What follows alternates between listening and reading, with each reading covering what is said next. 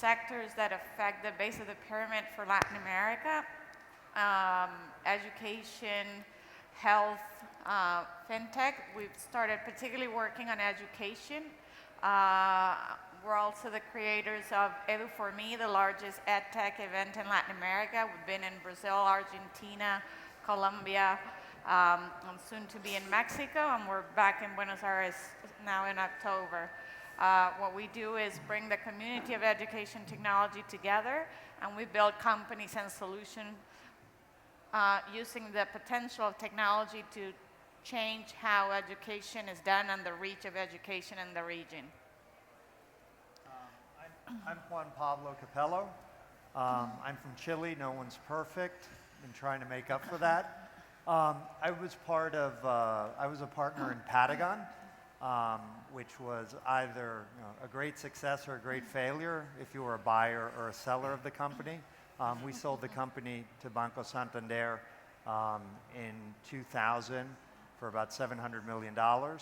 And since then, I'm an investor in about 30 early stage companies. I'm a partner in a company builder in Los Angeles named Mob Labs, where we build mobile products. And I have a 10,000 square foot co-working space in Miami. Okay, so welcome everyone. So we have mostly Chile and Argentina, so a bit of a bias in terms of Latin.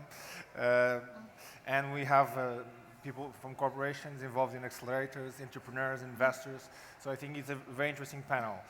First question I would like to make is that we talk about Latin America like it would be a common market and it would be the same thing. So could you highlight what are the main differences you find in the different countries in Latin America, especially on the startup, on the digital economy perspective? We have seen a lot of things going on lately, especially Brazil was booming, now it's declining again. Mexico suddenly is attracting a lot of VCs.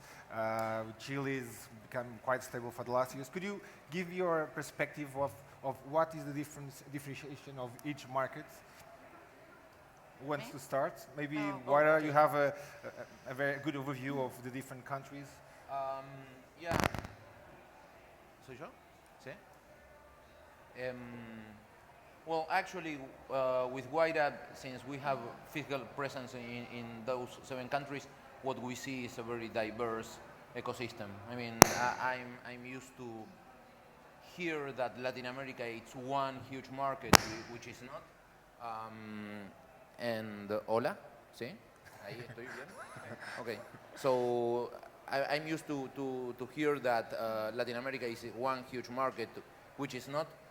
Brazil, it's booming, but they are really, really close. I mean, they don't want to grow outside their borders, and they don't. I mean, if you are from outside Brazil, getting into that market, it's really hard. Mexico, it's a nice market, but it's quite fragmented, and they don't usually look at Spain or the rest of Latin America. They are looking more to get into the States through LA or through San Francisco. And then there's differences in the sophistication of the ecosystems. I mean, you can't compare Chile with all these law-abiding citizens with some other countries where have difference in politics and problems with their currency and no stability in their countries. So it's a nice market, but it's not a single market as everyone thinks to. Okay. So at risk of sounding repetitive, but yes, it's definitely not a single market. You have a country like Brazil, which is, in terms of size of market, is the only market that really can support quite large businesses on its own. And although the market is going through a crisis right now, or an economic crisis, the tech sector is still growing. And that's what I've heard actually last week from a lot of the investors in Brazil. But you have a situation where the ecosystem is rationalizing and valuations are rationalizing, and that's actually something good. So it's a good time to if you're not risk adverse, to invest in Brazil and wait for the cycle. In terms of the rest of Latin America, the ecosystems have different stages of development. For some strange reason, you find a very developed ecosystem in Argentina with good quality entrepreneurs, although the market is honestly not there and doesn't accompany them. Other countries like Chile have institutionally probably the best market, although the market size is not necessarily the one you're looking for. Places like Colombia have been becoming really interesting, and there's been a lot more activity, more entrepreneurs dedicated to technology and creating new projects and new products, and a lot of investors have been looking at that market. For some strange reason, Mexico, although being close to the US, has been an ecosystem that has been struggling and has its difficulties to actually generate the level of activity that will be reasonable for the size of market that Mexico represents. So you have a bit of different situations. Then you can start looking at opportunities or businesses that actually develop on the Spanish side of Latin America, and then looking at Brazil as a completely different animal and taking the precautions in how to enter into that market.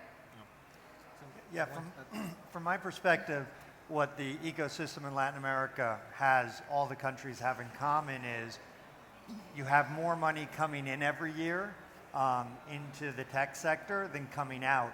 And my personal view is that that's not sustainable in the medium or long term. I mean, you can't have an ecosystem where every year, 3 times as much money is going in that investors are getting back. What's been interesting in Latin America is that, you've had Brazil, which attracted for 2 or 3 years Silicon Valley's interest, and you had a number of Silicon Valley funds.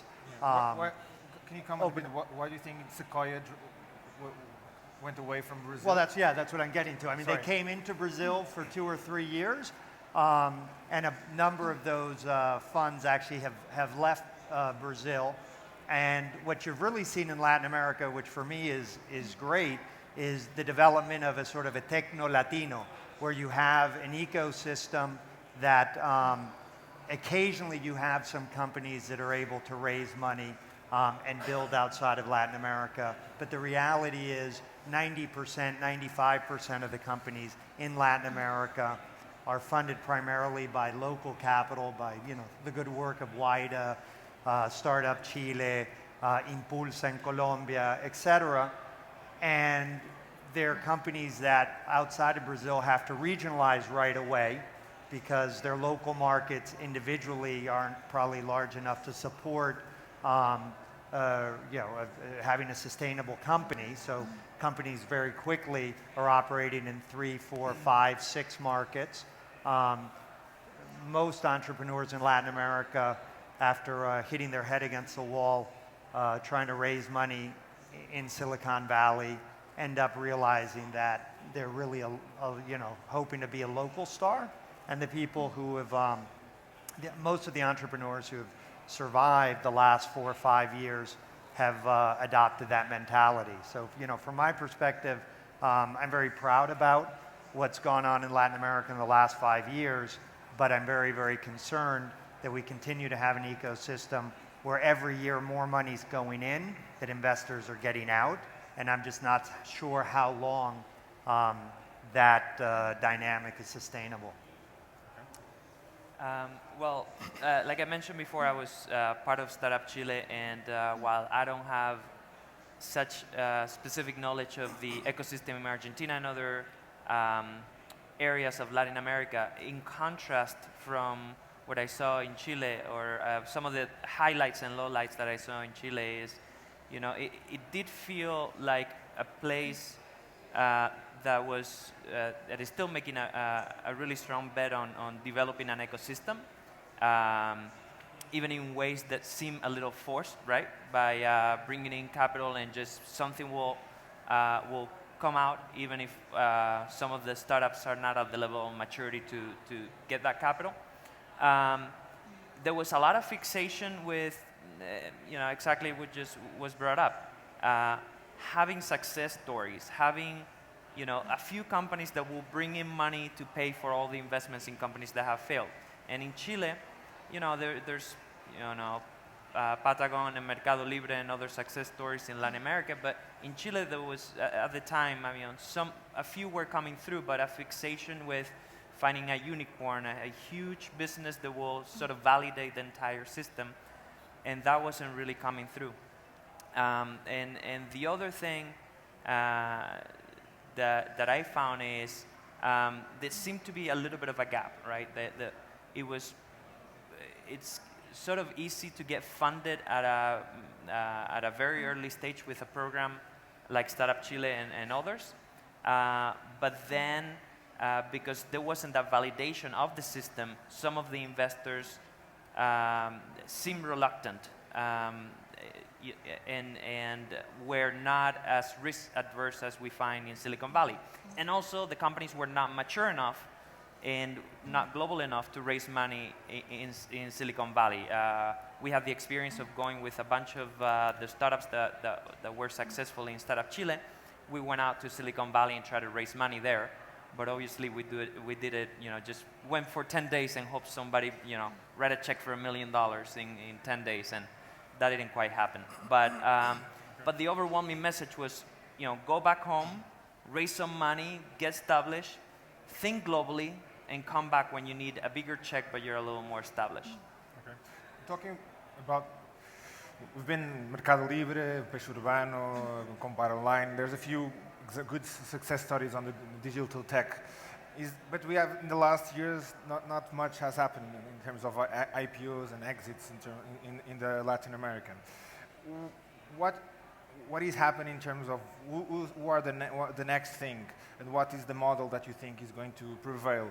Is there enough disruptive innovation at the local level, or is more the rocket internet model that's going to prevail? And so what do you see as going to be the next wave, especially because most of the digital tech startups, need a lot of money. You were talking about there's a lot of money coming in, but most of the startups that are going to the Latin America, they really spend a lot of money. So what do you see in the next years in terms of?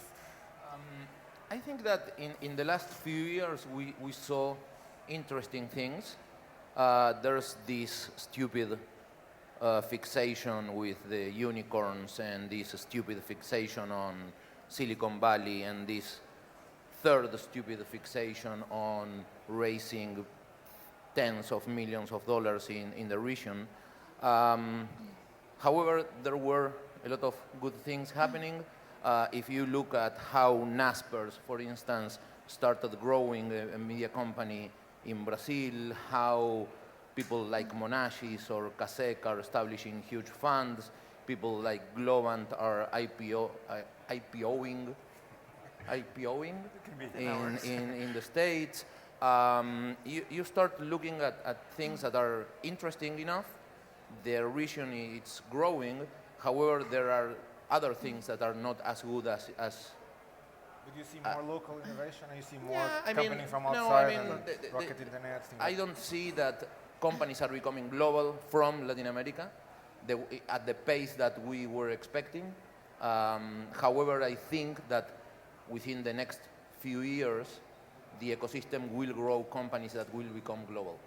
I mean, we have all the resources and the market, and some markets are growing, as Gabriela said, with Colombia or Mexico even, or even Argentina within all its crises, they are growing good companies. But the problem is that the landscape, it's becoming more competitive, and funds don't have a good deal flow of companies to invest. So if you're a fund that invests in B rounds or maybe A rounds, you don't have deal flow because you have a lot of small companies trying to get into the market, but you don't have companies that grows within the region. They don't know how to internationalize itself. And what you are starting to see is that companies like Naspers on one side, or maybe Rocket Internet, are growing within Brazil and taking advantage of their deep pockets. They are getting into small countries or small markets, not small countries. I don't want to mean that there are small countries, but there are small markets like Peru, for instance, and they start buying companies before they start reaching critical mass to grow. So this is something that we will see. We will see a fight between huge groups, and but I think that we will start seeing companies that are not unicorns, a term that I hate, but we are seeing good things happening. If you see in Latin America, and not so long ago, last year, MIT did a study of all in the investment ecosystem in Latin America, looking at the different funds and different stages of investment and kind of companies. You had the phase of the straightforward copycats. You had the phase of the adapted copycats, which were still pretty much in as a region. And then you come into the phase of real local innovation that resolves local issues.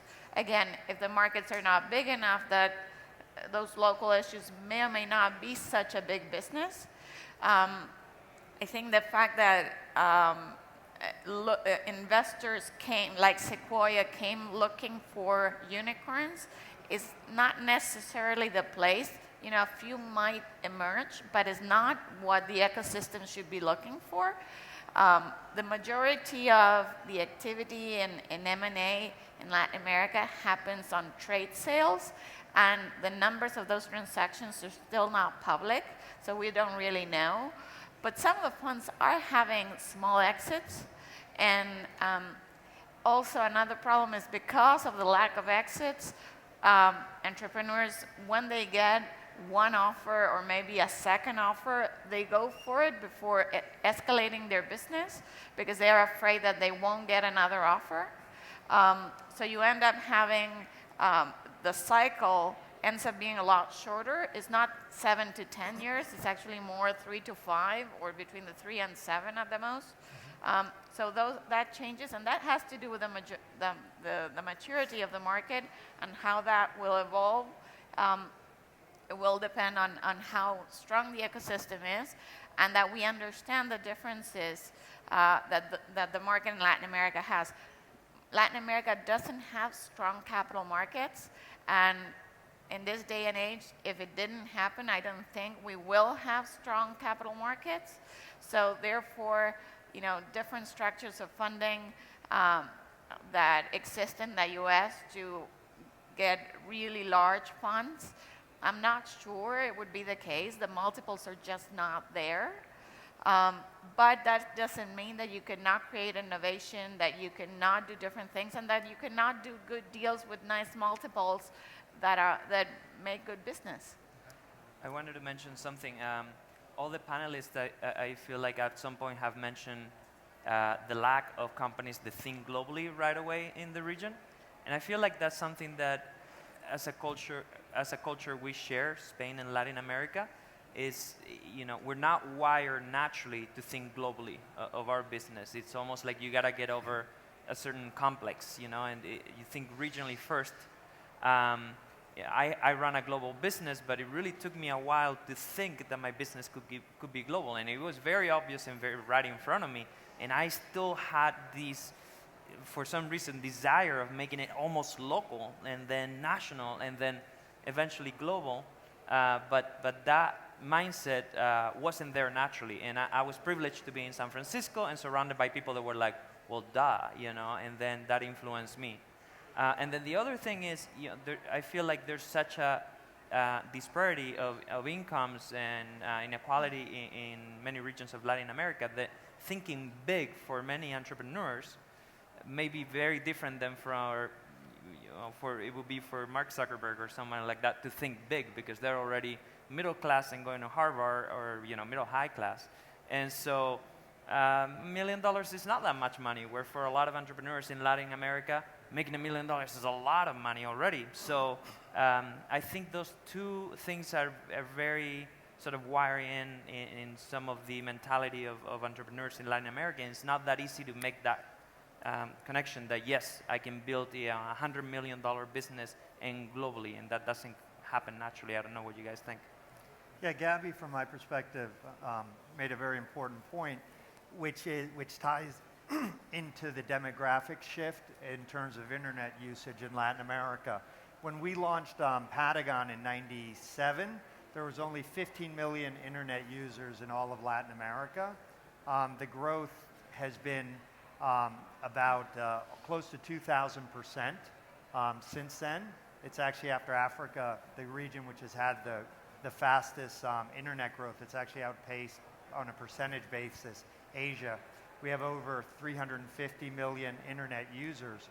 And as we just heard, the point is that those internet users are quite different than internet users, say, in the US, where Latin America actually has now more internet traffic than the United States. The internet users in Latin America are almost all mobile first. And a lot of those people, you have about 150 million people which are coming online in about a 3-year window, which is fairly dramatic. And it's really a once-in-a-lifetime opportunity. And the second thing you got to understand about those internet users is they have an annual income, average annual income of about $10,000. The average internet user in the United States has an average annual income of $50,000. So, going to Gabby's point, or Mariano's point about sort of copycats and adaptive copycats, my view is one big problem in Latin America is that, for a long time we had sort of the elites creating tech companies inspired by, I don't know, Wired Magazine or TechCrunch or whatever the latest fad in Silicon Valley was, and they weren't really building companies that were very relevant to these 150, 200 million people who were coming online for the first time. And so for me, the big opportunity for the ecosystem is to build companies that will address the needs of those new consumers. And if we do that, we have a tremendous opportunity in hand, and certainly the ability to build lots of $100 million plus kinds of companies. Thank you. So you talked about... Sorry, and one other thing, and that's why in Latin America, to the point that Juan Pablo is making, when we solve issues that affect the base of the pyramid, we're actually enabling consumers in a way that it has never been done before. And technology can certainly be a game changer in that. But if we look only at the top of the pyramid, we're not going to make a significant change. Yeah, interesting.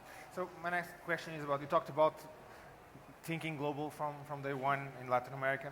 So my question is about, there's this maybe stupid idea as well, that there's a big link, a special link between Portugal and Spain and the Latin America, and that the natural market for expansion for Spanish and Portuguese and European companies can be the Latin American, and vice versa. Is this a stupid idea, or what we're seeing, or is there really a link, or companies in Latin America, when they think global, they think US or Asia or something else? Or if it's the case of being a link, what is the advice you give for European startups going to the Latin America? No, I don't think that. I mean, I think that this is not one of the stupid ideas I mentioned before. The link between Spain and Portugal with Latin America, it's really clear, despite the fact that because we speak Spanish or Portuguese, we are not the same. I mean, I'm sure that people here will realize that I'm from Argentina if I start speaking in Espanol, which I'm sure they will say that I am not speaking Espanol, but Argentino. But one of the problems is that the cultural differences between the countries. For instance, this thinking global stuff that he was talking about, or that Juan Pablo was talking about, I think it really differs from country to country. If you go to Argentina, when you start realizing which startups had some sort of success, or they have become companies of more than 1 billion, or they are IPO'd, you start realizing that Argentinian people had like 5 from the 6 that went through that way. And that's because you realize that your market it's small, it's unstable, and you try to get out and try to build something global, because this is the only way to create a sustainable business. When you go to Brazil, you realize that people from Brazil usually don't think going outside Brazil, because they have one market that it's bigger than the rest of Latin America, and it's way bigger than Spain. But in Argentina, when they think about going global, they think about Europe and the link to Spain, or that's the fantasy, and they think US and whatever. They start thinking, I mean, for what I see, they start thinking in Latin America and maybe Spain, maybe. I mean, they don't. I think that at some point we lost the link between Spain and Latin America. I think at some point Spain had the chance to become the bridge between Europe and Latin America and help companies grow global.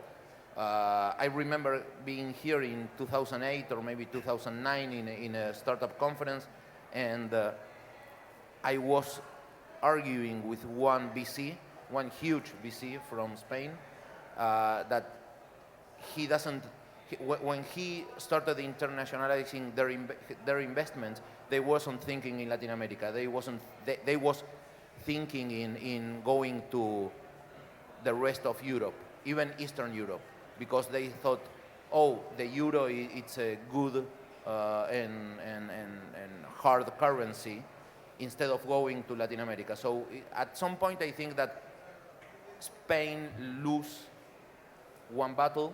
They have the chance still to become the bridge between Latin America and Europe, but I think Miami and Colombia are pushing hard against Madrid or Spain.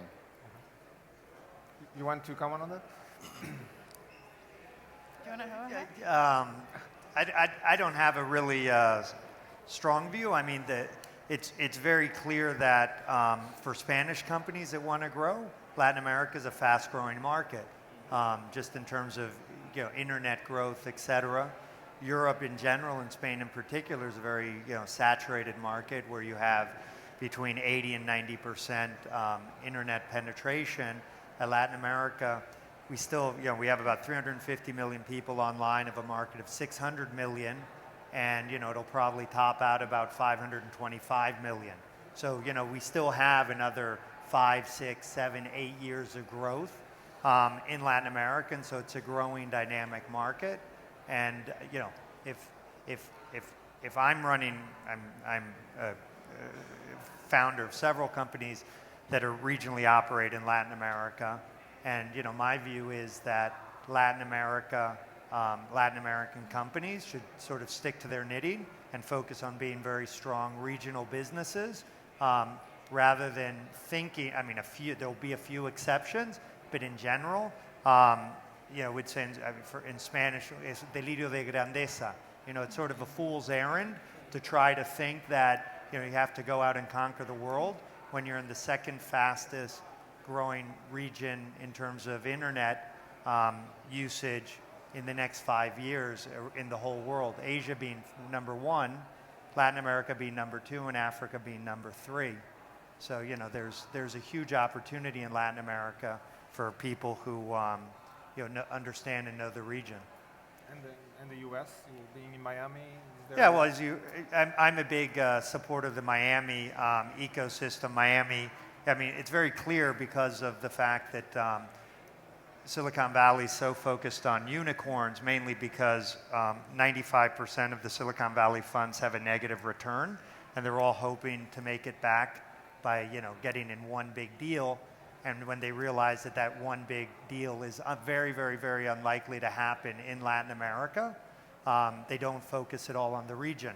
And so in Miami, we've sort of felt that if we can build a local tech ecosystem that's really a gateway between Latin America and the United States, that can be very, very, very interesting and beneficial, particularly because, the big joke or big joke about Miami is its proximity to the United States, because you have a city that's 2.8 million people, and it's 2.2 million Hispanics. 2.2 million Hispanics out of 2.8 million people. So it really is a de facto Latin American city, but with a lot of the access and reach into the U.S. market. What I see is that Latin American companies, when they think of expanding, they naturally think outside of Latin America. They naturally think the U.S. and Miami being a good gateway. For one reason is that you have proficient consumers that they can learn a lot from, which is U.S. Hispanics.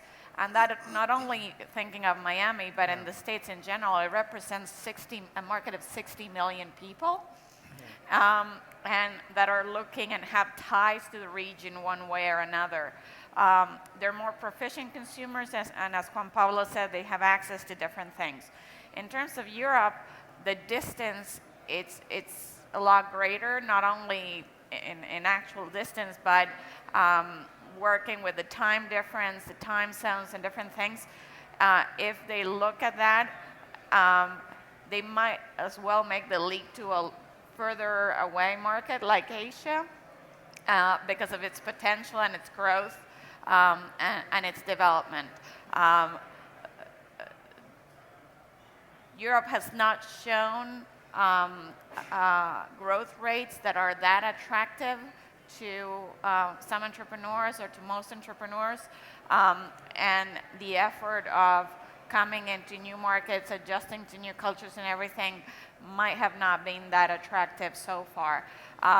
Nonetheless, there are companies that have expanded to Spain and Portugal because of the ease of language, but that doesn't necessarily mean the market is easier.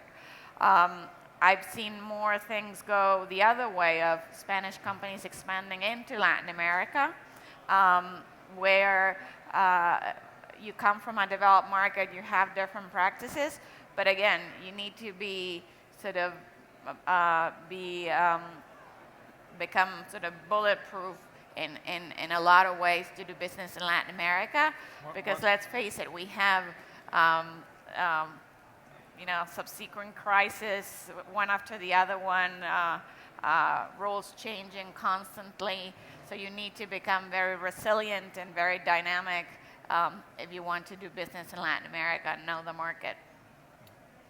Yeah, I agree. I have friends that are entrepreneurs in Latin America and Spain, and I'm a Spanish entrepreneur, and I feel like for Spanish entrepreneur going to Latin America at the high-tech level and the other way around, many times it's an afterthought. And I think at some point, like Mariano said, there was this special relationship, and at some point the link was lost. And I think it was a loss on the Spain side, because at some point Spain had the upper hand to sort of reinvent the relationship to make it mutually beneficial at a time where Latin America was starting to grow dramatically, and it just didn't have the vision to reinvent that relationship. And I feel like Latin America has found other, faster, more creative partners in that development. And so it's a shame, but it does feel that way, that it's an afterthought. And I think it's mainly a lost opportunity for Spain, because the perception of Latin America and other regions of Europe is kind of the empire in decline and slow growth. So, yeah. Thank you. It's 0, just finished right on time, so I'm very proud of the moderation. So thank you very much for your comments. No time for questions, but we'll be around, so if you have any questions, please approach the speakers. Thank you so much. Great, thank you.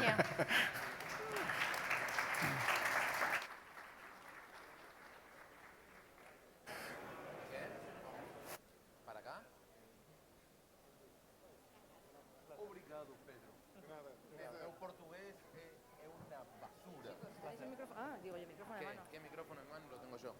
Venga, todos a la calle. Todos a la calle. Todos a la calle. ¿Foto de grupo?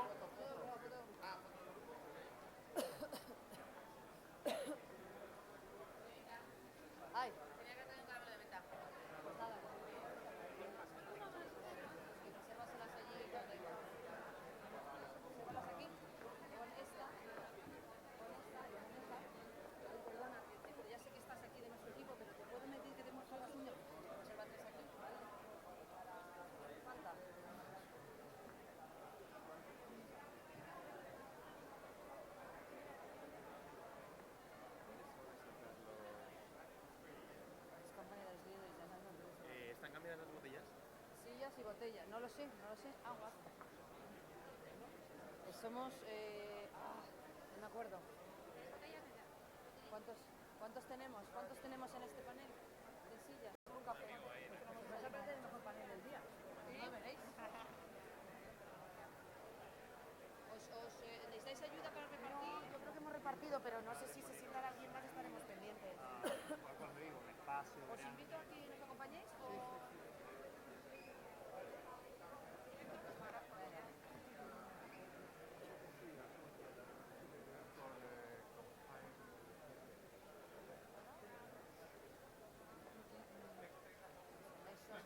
Vale, entonces, os ponéis a Laura, voy a presentar a José Luis Sancho, os entráis por este lado, ¿vale? Con él. Hola. No tiene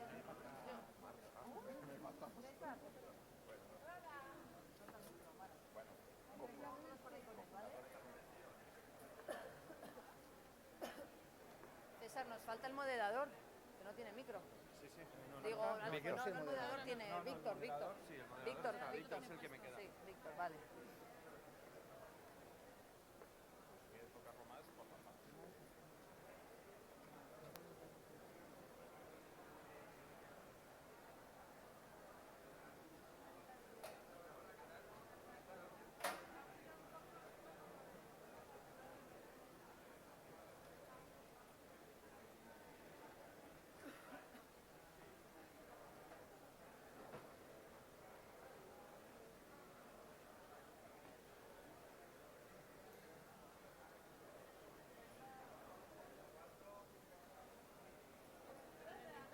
¿Qué tal, Lola? Ahora, ya te guiando, siéntate ahí. De ahí, a ver. Vamos a...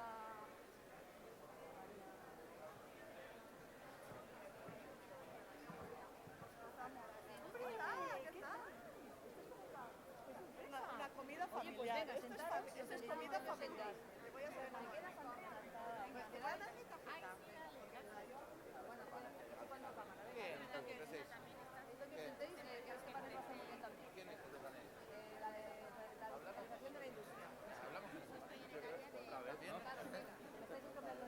¿Me vas a sentar de nuevo también en el panel a hablar?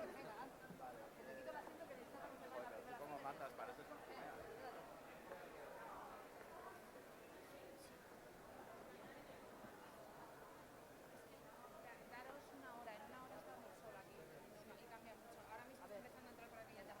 Estamos, oye, María Lara, ¿tú no te sentabas? ¿Tu marido y ese tiene sitio?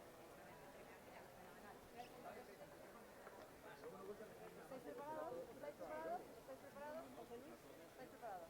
José Luis, entráis por aquí todos detrás de José Luis. Les voy a presentar. Nada, lo mío es muy rápido, ¿vale? ¿Os podéis acercar aquí, por favor? Me va a despistar, ¿eh?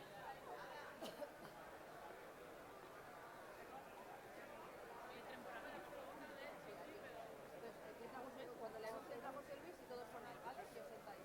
José Luis, pasas a la silla del final y todos a tu izquierda para que así no... ¿Vale? Vamos. Presento y os hago la primera pregunta para no hacer una ronda solo de presentación. Eso como queráis. Yo creo que José Luis en un lado y vosotros... Y luego...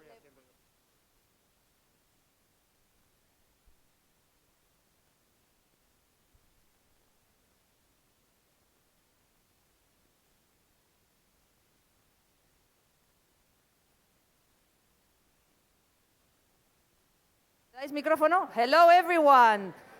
Well, we have a full house. No wonder we have a fantastic panel coming on. Our life has gone digital. The future of the industry lies within its digitalization and automation. Making everything connected, web-based is today's focus. What once seemed like science fiction is becoming a reality. So, for today's panel, to further talk about digitalization in the industry, we have a fantastic panel led by a fantastic moderator. He is the managing director of Accenture Digital, which is the company that is leading the global digitalization of the world today. His passion, he takes on problems and finds solutions. Please, a warm welcome to José Luis Sancho. And his panel, of course.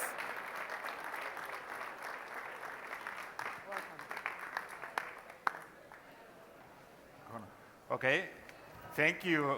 Well, it's so incredible presentation I have never had. So, thank you very much for coming to our panel. And well, let me tell you what I feel. No, where I was proposed to be the moderator of this event. I didn't like too much the name, to be honest, because when they talked to me about digital transformation, I said, well, I don't like the word at all. Don't like it. No, probably we have used it so much, so extensively, I don't like that. But what I do like is what it means, no? And that's why I accepted, yes, I like that. Why? Because digital transformation at the end of the day is why all this money is coming to this type of events, to all of our startups. Why? Because we are changing the world. So in that sense, as we are changing, the economics are changing, and the money is changing in what pockets are. So this is the first message for me. Digital transformation is about new money coming to new players, and I like it very much.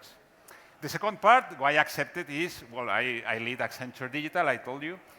And what's our mission in Accenture Digital? Let me briefly state what we do. Our intention is helping to change the way we live and we work. This is our mission, our statement. For making that happen, we work with our lovely large corporations, with cool startups. So it fits perfectly with the things that we do. So I like it very much. I also like it because of this panel, and you will see later on that the mix of companies we have here are incredible. And finally, because of you, and before we jump into the panelists and I start asking questions to them, I would like to understand a little bit more what type of audience do we have here.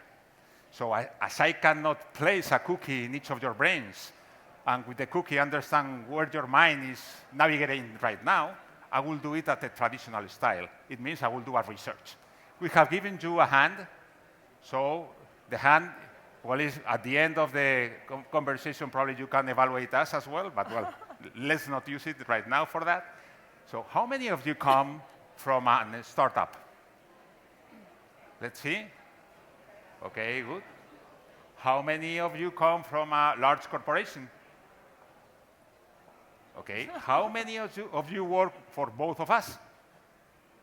Hey guys, that's me. No, so interesting, interesting question. No, it's just for helping us to understand now our speech, our messages. So let me start now presenting, and we will do 2 rounds of questions to our panelists. And let's start with Marieta. Probably many of you know Marieta. Marieta is the Deputy General Director of the Chief Digital Commercial Officer of Telefónica. Very long title.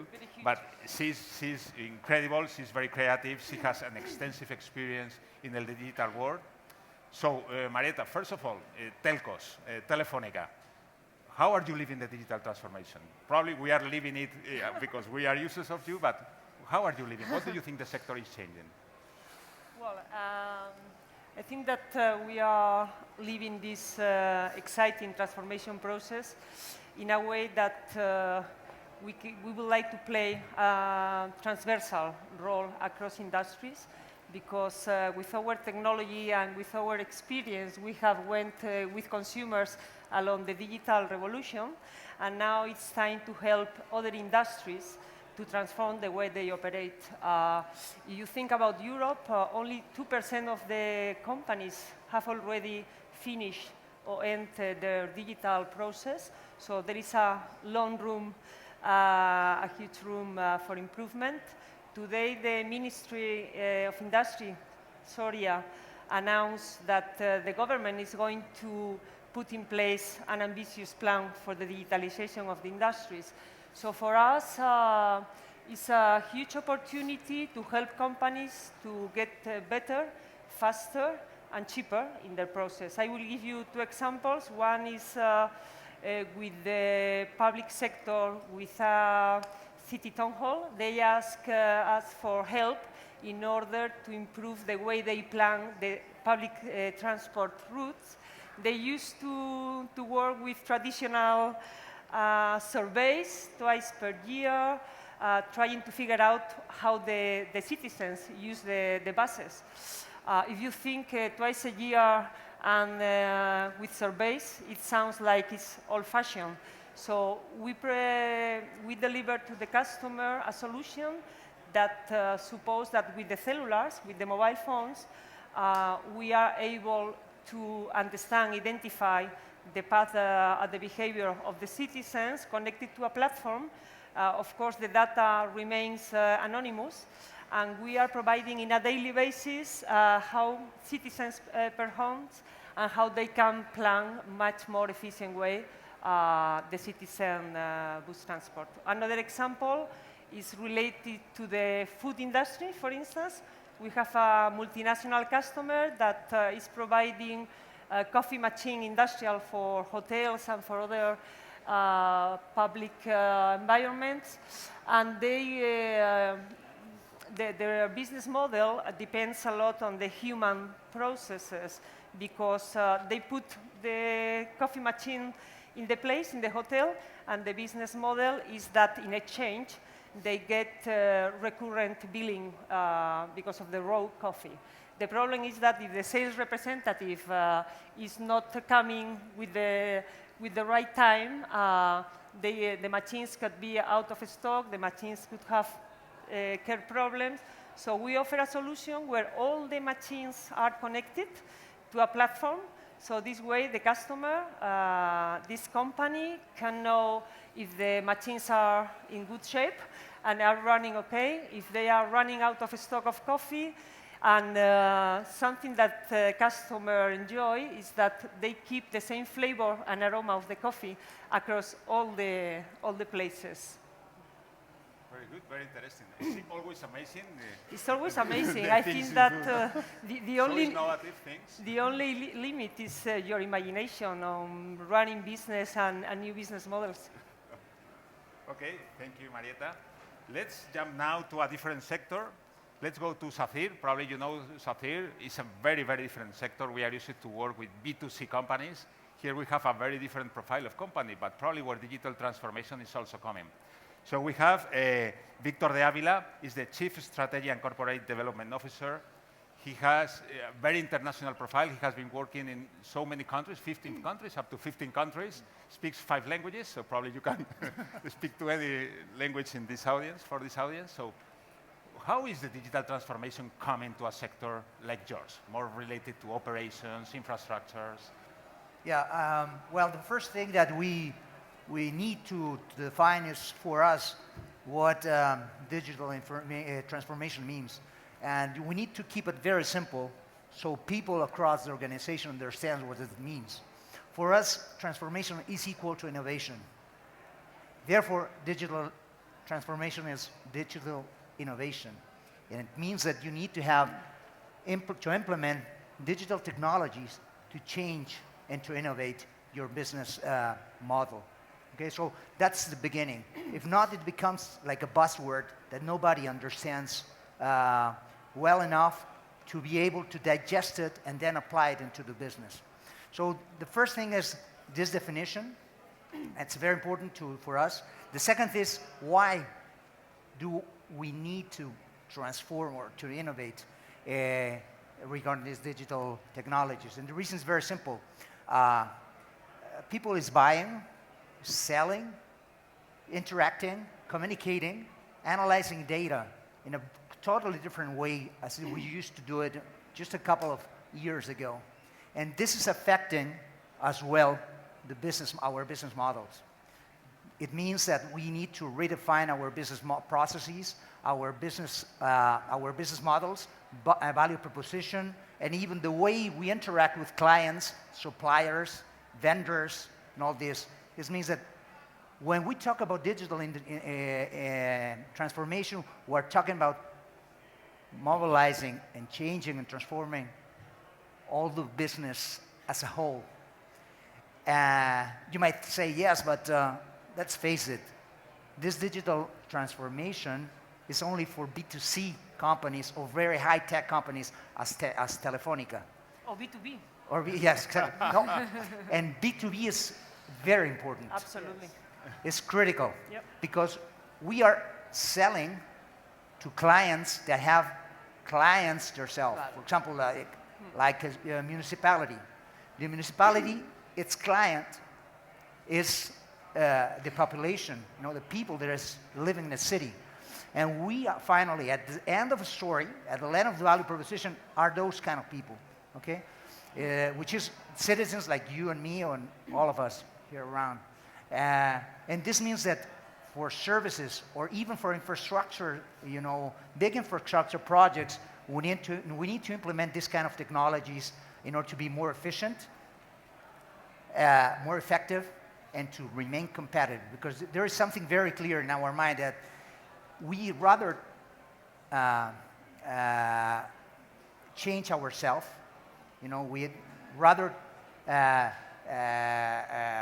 disrupt ourselves instead of someone else coming and to disrupt us. And that's the beginning of the story, Now, probably in the next question, we might go into what we have been, innovating in particular cases, or I can do it now. It depends on the time, But it's very interesting how a company that it's basically a brick and mortar more than anything else company can face this kind of digital transformation in a very tangible manner. Okay, thank you very much, Victor. Now let's go to a different type of company. We have also startups in our panel. And here we have Marta Alonso, is co-founder and CEO of Saime. I like it very much because we are talking a lot about Internet of Things, and probably we heard, and even we are investing there, but sometimes it's quite hard finding real projects with real solutions around the Internet of Things. And I think in this case, Saime has a very good story. Perhaps, Marta, it's worth if you explain us briefly what your company is about, and after that, how are you contributing to this digital transformation? And for us, as technology makers, the digital transformation means not only a change in the sense we understand the hardware, the software, and the technology itself, but how we define the products. The challenge for us now is not the devices, it's how we provide the customer with the technology. A customer doesn't need to know and doesn't want to know if we provide them with Zigbee or Sigfox or 3G technology. He doesn't need to know if a certain device batteries last for 8 months or for last 8 years. He just needs to know information. He just needs to know the data. So what we need to provide him is a service with information and with the data. Avoiding him the need to understand what is in the background. So our challenge for us, the transformation for us, goes further the technology, goes in a changing in the way we provide the technology today. We don't sell products, we sell a product. Tell me what you need to know, when you need to know it, and I will do everything you need to provide it to you as a service. Can you give us a couple of examples of the technology? Yeah, when we started working on all these things more than 10 years ago. And at the beginning, what we did was create custom-made devices, hardware devices, to solve specific needs of certain clients. Then after that, we started to deploy projects based on hardware and so on. And now, for instance, we are working on a project to monitor the filling level of dumpsters in a city. The contractor, in this case, who is in charge of collecting the waste of the city, just needs to know what dumpsters are need to collect. In order to go to all the city, checking which dumpster needs to be collected or not. What we provide to the customer, which is the contractor in this case, is with the information of the filling level of each dumpster. He doesn't need to worry about if we use one device or another, if we use one type of communication or another. We have to solve it with all different kind of partners, that could be Telefonica or internet services providers or whatever, but the customer doesn't need to know the things. Very, very interesting. Well, and finally, we come back to our B2C, but more than that, we have Iberdrola. We have Agustín Delgado, Director of Innovation and Sustainability. he's a great moose player. Probably digital transformation and moose, I don't know how they fit, but... Yeah, it fits very well. You know, I remember like some years ago, Deep Blue beating Kasparov in a chess game. So I used to play chess, and this time I was very disappointed with that. So I changed to a game where machines cannot beat humans yet. You know? So, yeah, and when we talk about digital transformation, it looks like we are starting with this right now, and this is not true at all. I think all the companies we are here, and we see a lot of corporate here, we have started with this digital transformation a long time ago, and we have incorporated many of this digital world to our business already. So, for example, we have a control system here in Toledo who is receiving 2 million signals in real time to control all our windmills around the world, for example. So this is digital. Or we have more than 6 million smart meters already deployed, roll out, and they are being read by machines already. So digital transformation has already happened. What we are talking about is how the new business models that are arising around connectivity, around big data, around the decreasing in the cost of digital thanks to cloud and thanks to and the new business model thanks to analytics could change all these kind of things. So I think this is the point, and this is the transformation we are living right now.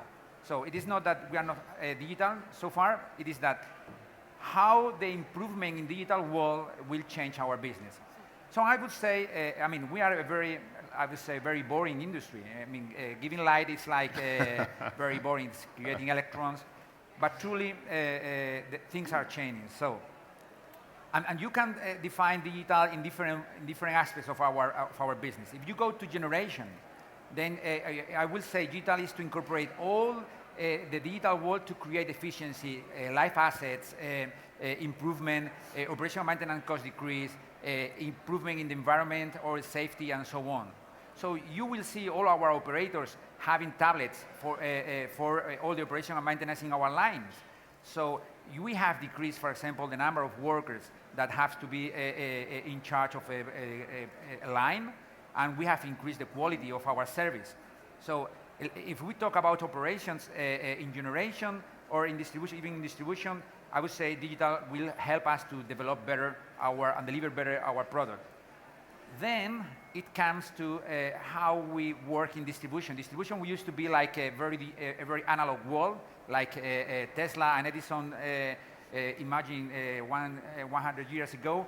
But now things are changing, and we are creating what is called smart grids. So smart is everything now, smart cities, but smart grid is really a different way of controlling and using the distribution networks. And this will bring a lot of opportunities to our customers and to the society. Then smart grids will become somehow the platform where people will be able to connect each other, like in the telecom industry, will connect each other so they can share, for example, electricity, and they can share the products and services around energy that they are developing. So really, the distribution networks are becoming the platform for connectivity and to share and to improve this, let's say, social economy in the energy industry. So our networks will be ready for that in the near future. And then it comes to retail. So you say B2C. So where we used to have subscribers, abonados. We have people that thanks us because we were giving them light. And it's not the case anymore.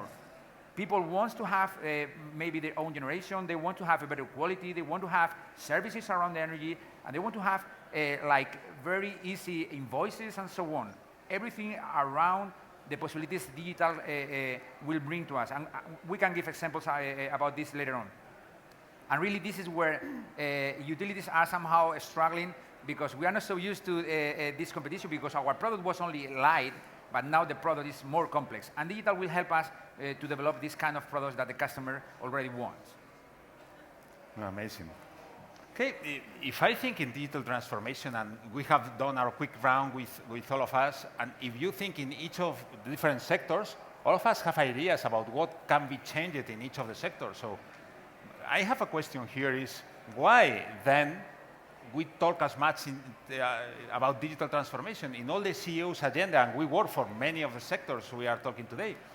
And we talk to the CEOs, and they have in their agenda, we need to speed up the digital transformation. No, this is a massive concern in all of our companies. No, if I think, and we have worked, what I said, no, in many of those, I see that for making that happen, first of all, there is a lack of scale in many of the things we do. Moving from one nice idea for using this idea globally in our global companies, even if you are a startup and you would like to scale up worldwide, or if you are a large corporation, you have in many countries different operations, scaling our digital ideas, I think, is one of the key problems we are having today. No? For making that happen, I think there are things like talent that probably is missing. We do not have enough digital talent within our organizations for scaling up our ideas. No? I give you my own experience within Accenture Digital. We are a global group. We have now more than 30,000 people working in digital. I personally have here in Iberia 1,000 people, but be honest, it's a nightmare finding people with the right talent, and we are doing things that we have never done before, like acquiring companies. We used to have, like consultants, having juniors, becoming them seniors, was our traditional way of working. In digital, we have so different approach because it does not work. What do? We have acquired companies and invested because it's the only way we have to acquire real native talent. No? So also the lack of talent. I also think the lack of investments is another issue because when I talk to the CEOs, I say, okay, digital transformation, but if we do what pure players are doing, the large ones is clear, the massive amount of money they are investing. But if you add all the amount, all these startups, smaller startups are investing, really is what is making disruption because they are investing. So also the lack of investments here. So I would like to open a round to all of you about what are the barriers that you think we are finding in the companies, in the society, for making the digital transformation happen. Any? Maybe we also need to change the way we think towards it. Because in the sense of technology, for instance, that we make, technology many times is interpreted as an end, as a goal, as a tool to achieve another things, to achieve improvements in performance, to improve, to detect failure, or to detect any kinds of incidents. And companies and city councils and public administrations many times face the projects, so face the digital projects as a goal by itself. They doesn't understand it as a mean to achieve another kind of things. And that we need to change that way of thinking. Marieta. Couldn't agree more with your statements. I think that companies that want to speed up in this transformation need to invest and need to acquire sometimes talent to make things happen. For instance, in the case of Telefónica, some time ago we decided to become a video company. And therefore, we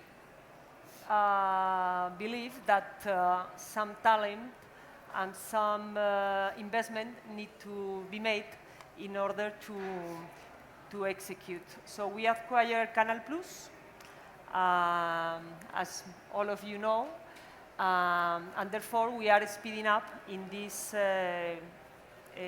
target. If you think about Telefónica, we don't want only to distribute content. We would like to produce content. So that means that we need different talent and different competences and skills, but we are on the way to make it happen. And we are investing a lot in listening to customers in order to improve the customer experience. For instance, in the video and TV business, we invest in some solutions like the catch-up service that is the most appreciated service from our customers in the digital entertainment at home. And this service, for instance, provides to the customer the option of choose within the 7 days the broadcasted content that they would like to enjoy, for instance, or even we give to customers, in order to improve the experience, the option of once they start to tune a TV show alive, to have the option to start to see the program since the beginning, if you have a start in the middle of the program. So this kind of investment and this kind of solutions are helping us in this journey to become a video company. And I think that if you don't invest in people and if you don't invest in technology and solutions, it's not gonna be an execution way. Victor. Okay. I think that to understand the barriers, you need first to have a good understanding of what is the sense of urgency that your company is facing. And most of us, well, not most of us in all this audience, but in many companies, top management, we were born analogics, not digitals. So it's very important to understand the sense of urgency, how we will be disrupted by others if we don't change. So therefore, the first step is to have a vision of how this will change us or force us to change. There are four major technologies that will force us to change. The first is everything related with communities, the interaction with communities. You know, even close communities within the company, and also community with the outside. The second technology is mobility. This changed everything. How you interact with things and with mobile devices will change everything. For example, it's expected that by 2020, 75 billion products will be connected throughout the internet. There are several projections, but between 50 billion and 75 billion will be connected to the net. And this affects all of us, because all of us as companies will interact with that. The third one is big data. 90% of the data that has been generated the last 24 months in the human's history has been generated in the last 24 months, 90%. And that, in this case, you need data analysis, you know, how to manage all this big data. And the fourth one is very important, which is 85% of the applications are cloud-based. And this comes to the capabilities. Do I have to have all those capabilities to face all this? And you don't need to have it.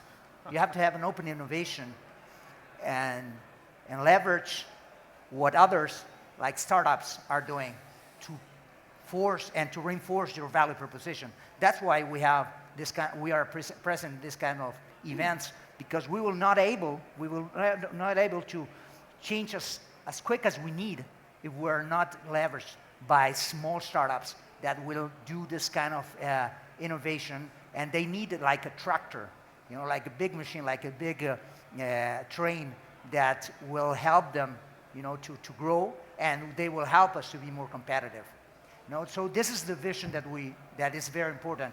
In our case, we're using them, you know, to develop very innovative processes and very innovative services that will help us to modify at the end of the story our value proposition. But without this kind of a disruptive innovation coming from startups, we will not be able to do it as quick as possible. Okay. Sting? When we started, you talk about liking this stage and this forum because people with money comes here. So I would say that one of the barriers is not only about money, but it's about creating a real business case for all these new concepts of business models. And it's not only about money for me, it's creating a sustainable business case. And when I mean sustainable, I mean we have to be sure that all these new things create value, not only for ourselves, the corporations, that we will invest if we see value on these kind of things. As you said in Telefonica, I think your case is very good. I like it very much. But you also have to create value for your customers. So if the customer is like full of new data that you are popping on him all the time and so on, this is not value for them, and then the business case will really go away. And then I think it's very important to create value for society.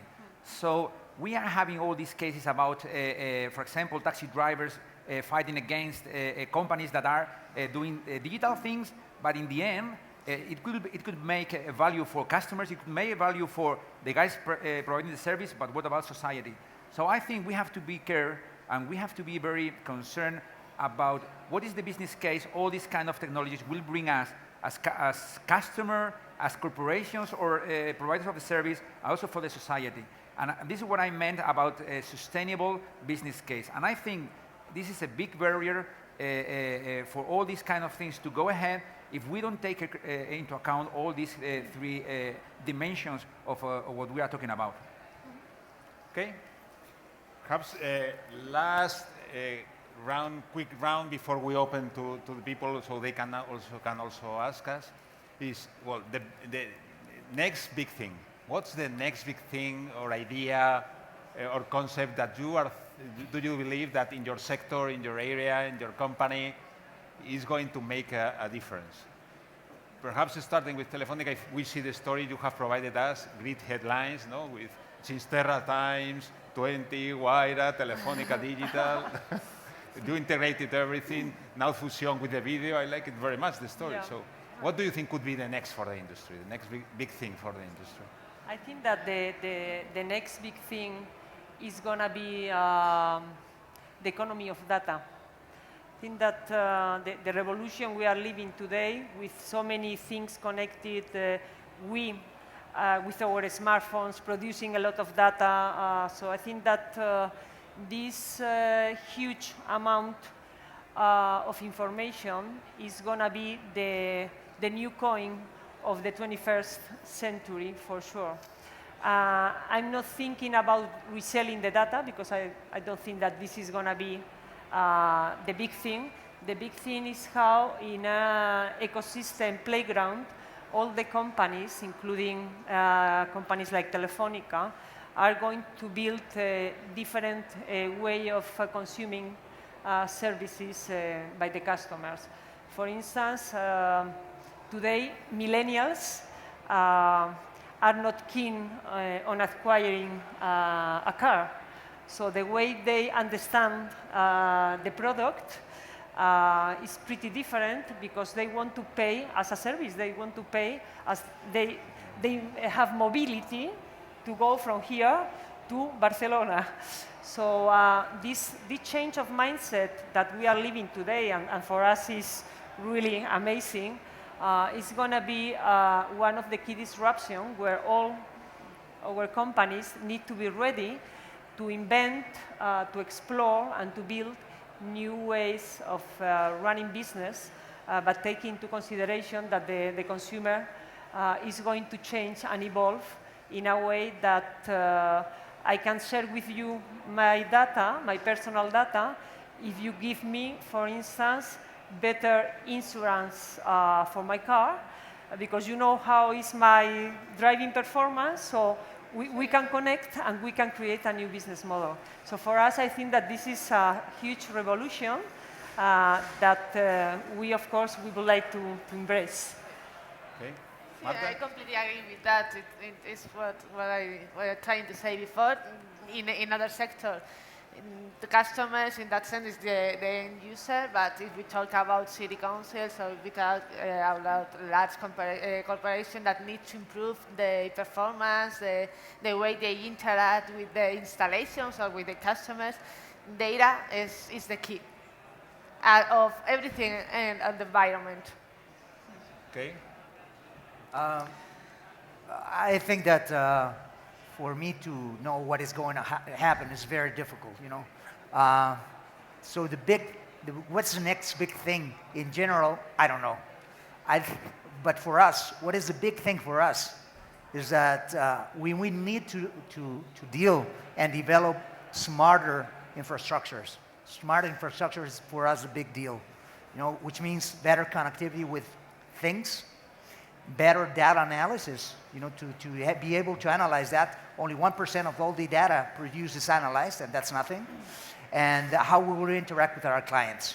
So for us, the big thing is interconnectivity with things in order to get better information, to take better decisions, to help us to react faster, cheaper, and better. Hussein? Yeah, I could say data, I could say robots, I could say materials, but I think the next big thing in our industry is sustainable energy. You know that in December in Paris there will be the Conference of the Parts trying to decrease the emissions of CO2, to decrease the greenhouse effect.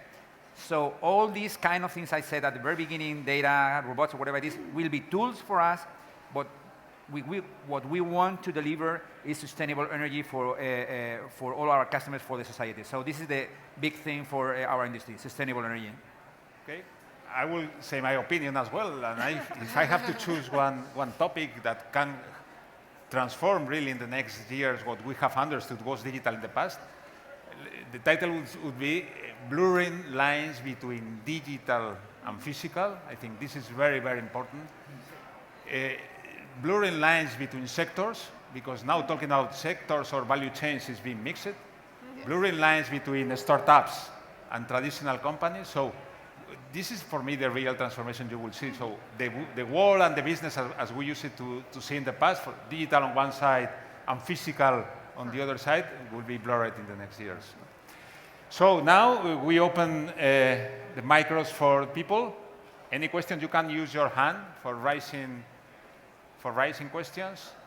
Any question here on the right, on the left, on the front? Any? If not, I go. Yes, please. Question?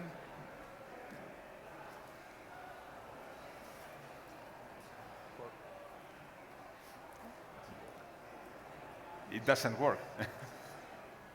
Hold on a second, please. Hello. No.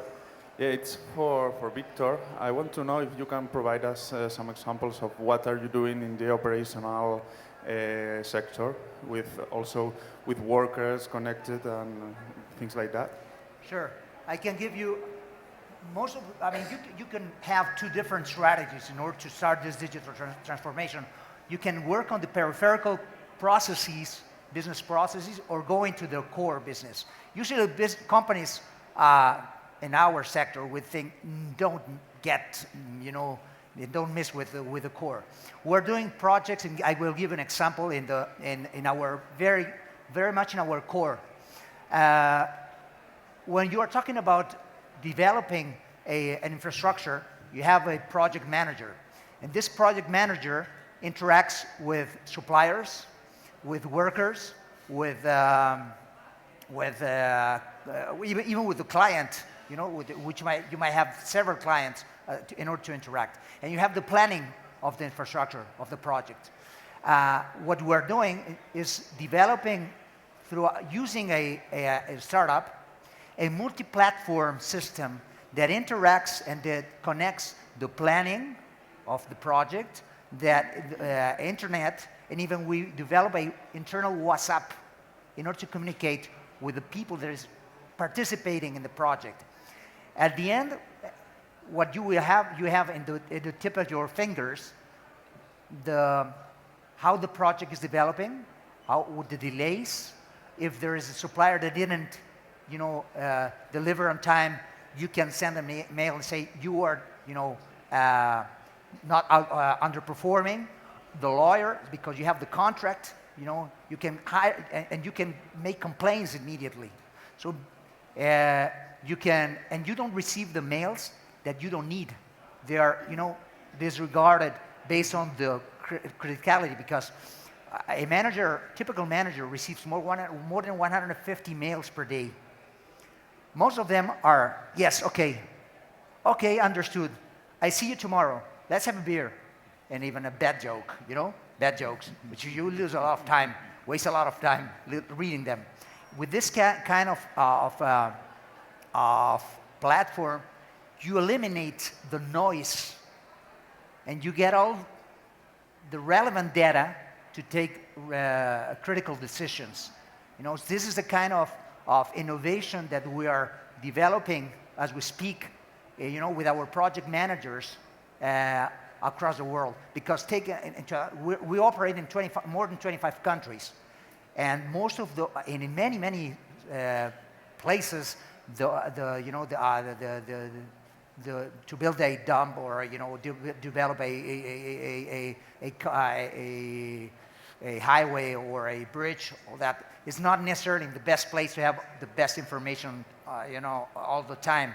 And for us, it's critical because if you are able to reduce time and increase efficiency in a project, that means money directly to the pocket.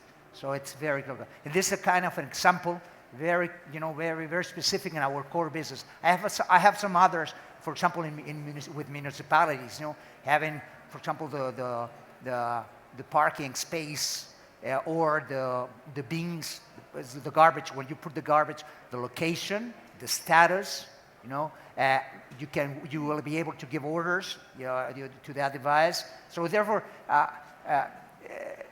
using this kind of startups help us to develop services that are fast and bring it faster into the market. Okay. Any other question? Okay, I think we are fine. Let me end with a final sentence and a request to all of you. First, the final sentence is, if I have to provide an advice to all the audience, please, if you want to make digital transformation, take the digital to the core. Innovating is good, doing nice things is good, but take digital to the core of your business. No? And that's all. And the request is, please, I truly appreciate the participation of all the speakers here. So you can use the hand or clap if you want. So thank you very much.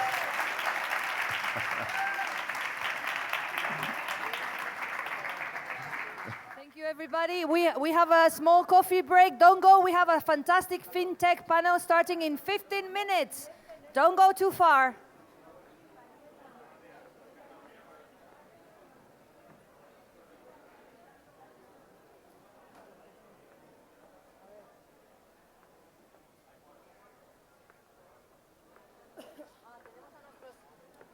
Toby. Hi, I'm Helena. I'm MC on your stage today. Nice to meet you. Welcome. Thank you. The topic will start in 15 minutes. So we need to have a mic already. And I think also, I don't know, there's a video. Cambia.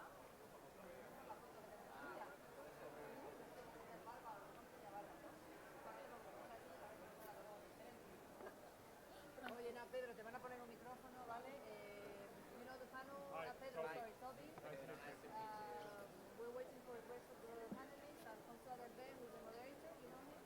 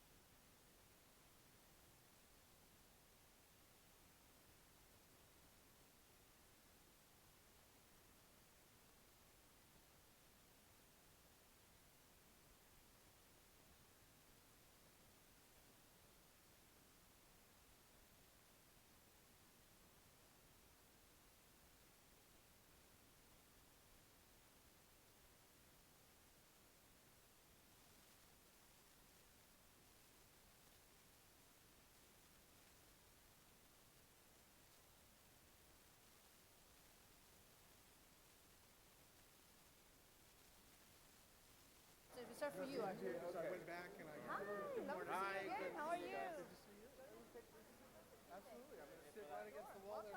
Welcome back. Okay, hello everybody. Hello everybody. We're gonna start the FinTech panel. Morning, good morning. Take a seat. We're starting in 10 seconds. Take a seat, everybody. This is the best panel of the day, by the way. I say that to everybody as well. Welcome. Welcome, everybody. Let's see our guests from abroad. Thank you. FinTech is changing finance as we know it. Payment, banking technology have evolved dramatically within the last 10 years. We are now paying with contactless cards. We are with our smartphones. Almost everything is done online. FinTech success is basically comes from the fact that the finance industry is ripe for innovation. Silence here on the first row. According to Cantox, since 2008, the global investment in the FinTech sector has tripled and is forecast to reach up to 8 billion by 2018. Our next panel is going to talk about how much further FinTech is going to go. And to lead that panel, we have the best moderator we could have. He's not also a personal friend. He's a business angel. He's an expert in FinTech startups. And he's a successful entrepreneur himself over and over again. Just to mention Rentalia, Top Rural, Soy Super, only amongst some of his projects. Welcome back, François Derbe and his panel. Take a seat. Gracias, Elena. Thank you very much, Elena, for the brilliant introduction. Is the sound good over there? Do you hear well? Back of the... It's okay, okay. So we have, I think, a really interesting subject to comment, which is FinTech, the future of FinTech in general. With me, I will introduce you to Alfonso Sainz de Baranda. Alfonso is an entrepreneur. He founded a few years ago Ahorro.net, and now he's the country manager of Go Cardless in Spain. He will talk a little more about this later. We have Toby Siebel from Germany, but representing a startup that is also active in Spain, which is SpotCap. SpotCap, as you probably know, is giving loans to small and medium-sized businesses. So it's direct lending to businesses with their own capital. It's not a peer-to-peer marketplace. It's a direct lender to small businesses, but really one of the main FinTech startup in Spain. SpotCap, curiously, is a German company invested by Rocket Internet, but the first country where they launched was Spain 1 year ago. We have with us Pedro Campano Otero from BBVA, one of the major Spanish banks. And Pedro is leading a FinTech initiative inside BBVA, which is called Nimble. And Nimble is a payment solution leveraging the bank assets. So it's a FinTech innovation from inside the bank. Evan, I'm not sure to pronounce well. Schoenbach? Schoenbach, okay. Evan Schoenbach is from London, representing Mosaic Ventures. Evan is an early stage investor from Mosaic, and Mosaic is specialized in 50% FinTech sector. So most of the Evan early stage investments are done in the FinTech area. No investment yet to date in Spain, but some interest. Hopefully soon to come. Okay. Then we have my friend Fernando. Fernando Cabello Astolfi. He was the founder of Ibercheck a few years ago. Ibercheck is a credit scoring solution in Spain. And now he's founder of Aplázame, founder and CEO of Aplázame, which is a checkout lending solution. Meaning that Aplázame is giving the opportunity to the buyer to postpone the payment in the checkout of the e-commerce. So you buy something and you pay later. On Aplázame, I'm also a co-founder and investor with Fernando. And last but not least, Jaime Grau, from the Global Director of Mobile Payments at Telefónica. So it's a representative of a large corporation, not a banking corporation, but a large corporation in the telecom industry, stepping in the banking area. And basically they are doing this in joint ventures with, sometimes with banks or with other company. So Jaime is Global Director of Mobile Payments at Telefónica. He's also a board member of a joint venture they have with MasterCard in Brazil and Peru. And he's also a board member of YAP, which is a Spanish initiative in the payment area. They will tell us a little more about this now. I give you the word. Please let us know in a very simple sentence, very short sentence, what is your value proposition or mission statement. So each of you, and then we can go to the discussion if you like. Okay. Hello? I don't know if this is working. Yes? Okay. Well, as Francois said, I'm Alfonso Sainz de Baranda, and I'm working for GoCardless. We basically offer a very simple solution for any company, large and small, to take recurring payments via direct debits. And our mission is to build a global network where a company in Spain could debit a bank account from Japan or from anywhere in the world. We are a London-based startup, and we've already raised 30 million pounds. Well, we are here now preparing to launch in Spain probably this month. So I guess I'll see you around. Toby? I'm Toby, the CEO of SpotCap. SpotCap is a... It's not on. It's not on? Okay, now it is. Can you hear me? Now it is. SpotCap is an online lender to small and micro-sized businesses. We started off in Spain 12 months ago. And what we do is we use technology to facilitate the application process, which takes less than 10 minutes. And we also use technology to gather all the data that we need in our underwriting process to come to a credit decision within hours. So our vision really is to provide financing to micro and small businesses across Spain and the Netherlands and Australia, where we recently ventured out. It's a sector that is to some extent underserved by banks, and we're looking to fill that gap. Hi, I'm Pedro Campaño. I'm from BBVA. I'm working in a solution that aims to deliver a digital value proposition for digital merchants, for e-commerce merchants. And this value proposition consists on a payment solution, on a bank account solution, on financing and loan solution, on a cash management solution, and everything wrapped and delivered with the excellency of a digitally native solution. And I'm Evan. I'm with Mosaic Ventures.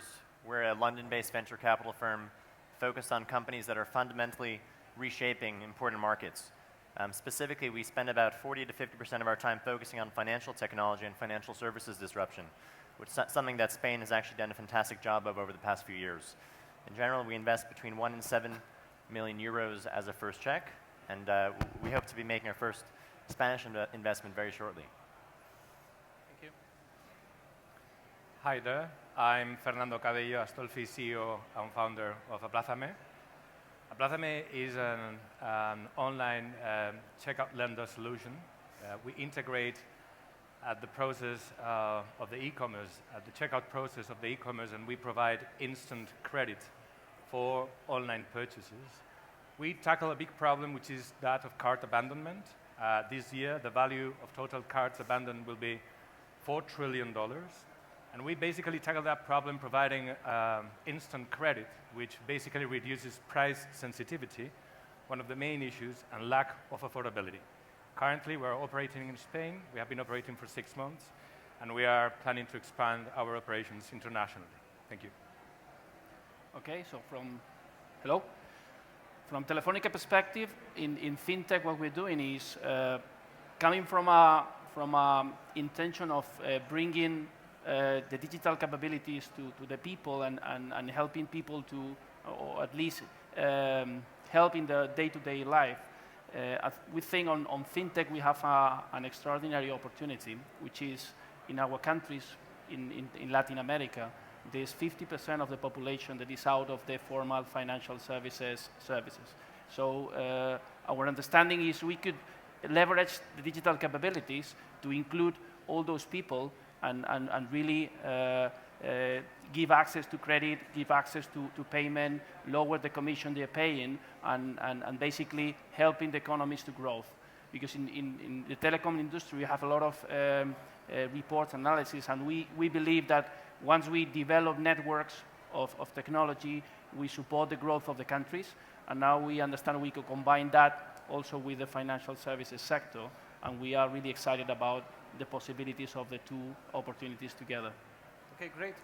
So we have one bank, 4 startups, European startups, and one teleco stepping into financial sector with a very interesting position, because in some countries the bancarization of the people is not so high. So, quite a complete panel. 1 year ago, we were at the same place with a fintech panel, and we had 50% of the participants were from banks. There is only one bank left. I don't know if it's a message or... And I would like to repeat a question we made 1 year ago. I ask you to get ready to raise a hand with 3 options. The question is, at 5 years from now, who do you think will win in the fintech competition? Means who will be the dominant player in the financial online or financial and technology industry? 3 options. The first one, current incumbents, the banks. Second option, large internet companies such as Google, Apple, eBay, PayPal, or Amazon, Facebook, other large internet players, but not specifically fintech. And the third option, fintech startups. So companies starting from very little today, but going to take a big chunk of the business in 5 years. For the banks, who thinks the winner in 5 years will be the bank? Can you raise a hand, please? Okay, quite a few.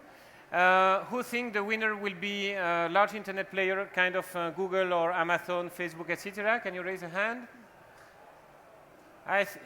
Is it almost the same as the banks? Is it ex aequo, more? What do you think? Well, third option, who thinks the winner in 5 years will be the startups? Okay. So I would say first bank and large internet players, and third startups. 1 year ago, 80% of the hands were with the bank. 80% of the specific audience, as we have here, coming to listen about fintech was thinking that the leader in 5 years will be the bank. I think it's changing. Can you defend a little bit the option of the bank dominating the sector? Yes, I think banks will hold a very relevant position, not just because they are incumbents, but because they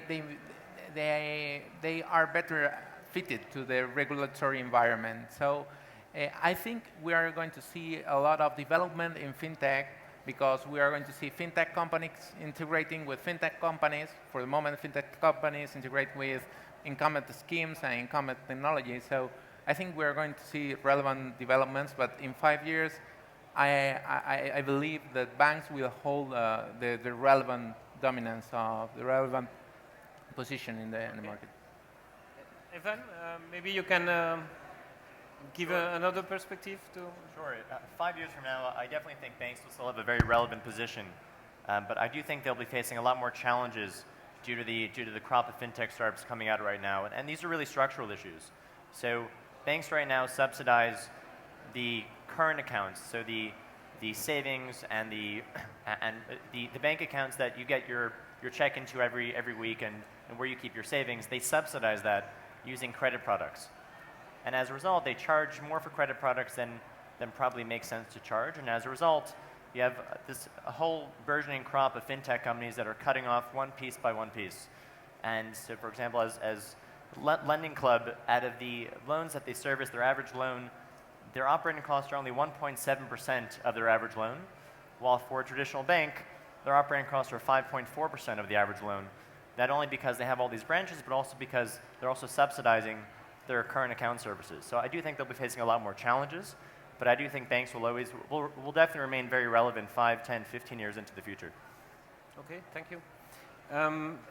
Does anybody want to add something? Fernando, and I go back to you. Well, this question was a little bit of a trap. I know we have very little time to answer, but I wouldn't agree with a very clear-cut answer to that specific question. But I would like to point out two trends that I perceive are going to be very important in shaping our market, the financial technology sector. One of them is unbundling, and I think that connects with what you were saying previously. Banks traditionally have offered solutions that were bundled, and these gave them the opportunity to cross-subsidize different services. Unbundling is happening.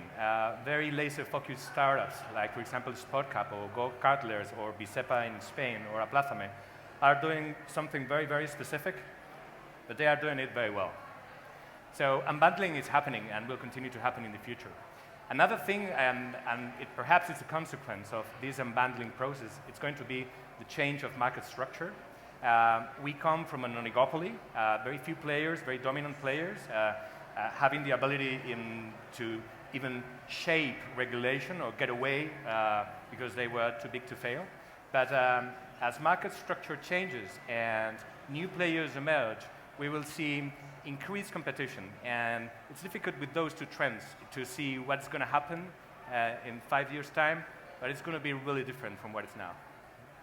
Jaime? I think it's not one or the other. I think it's a combination of startups and fintech companies and also banks.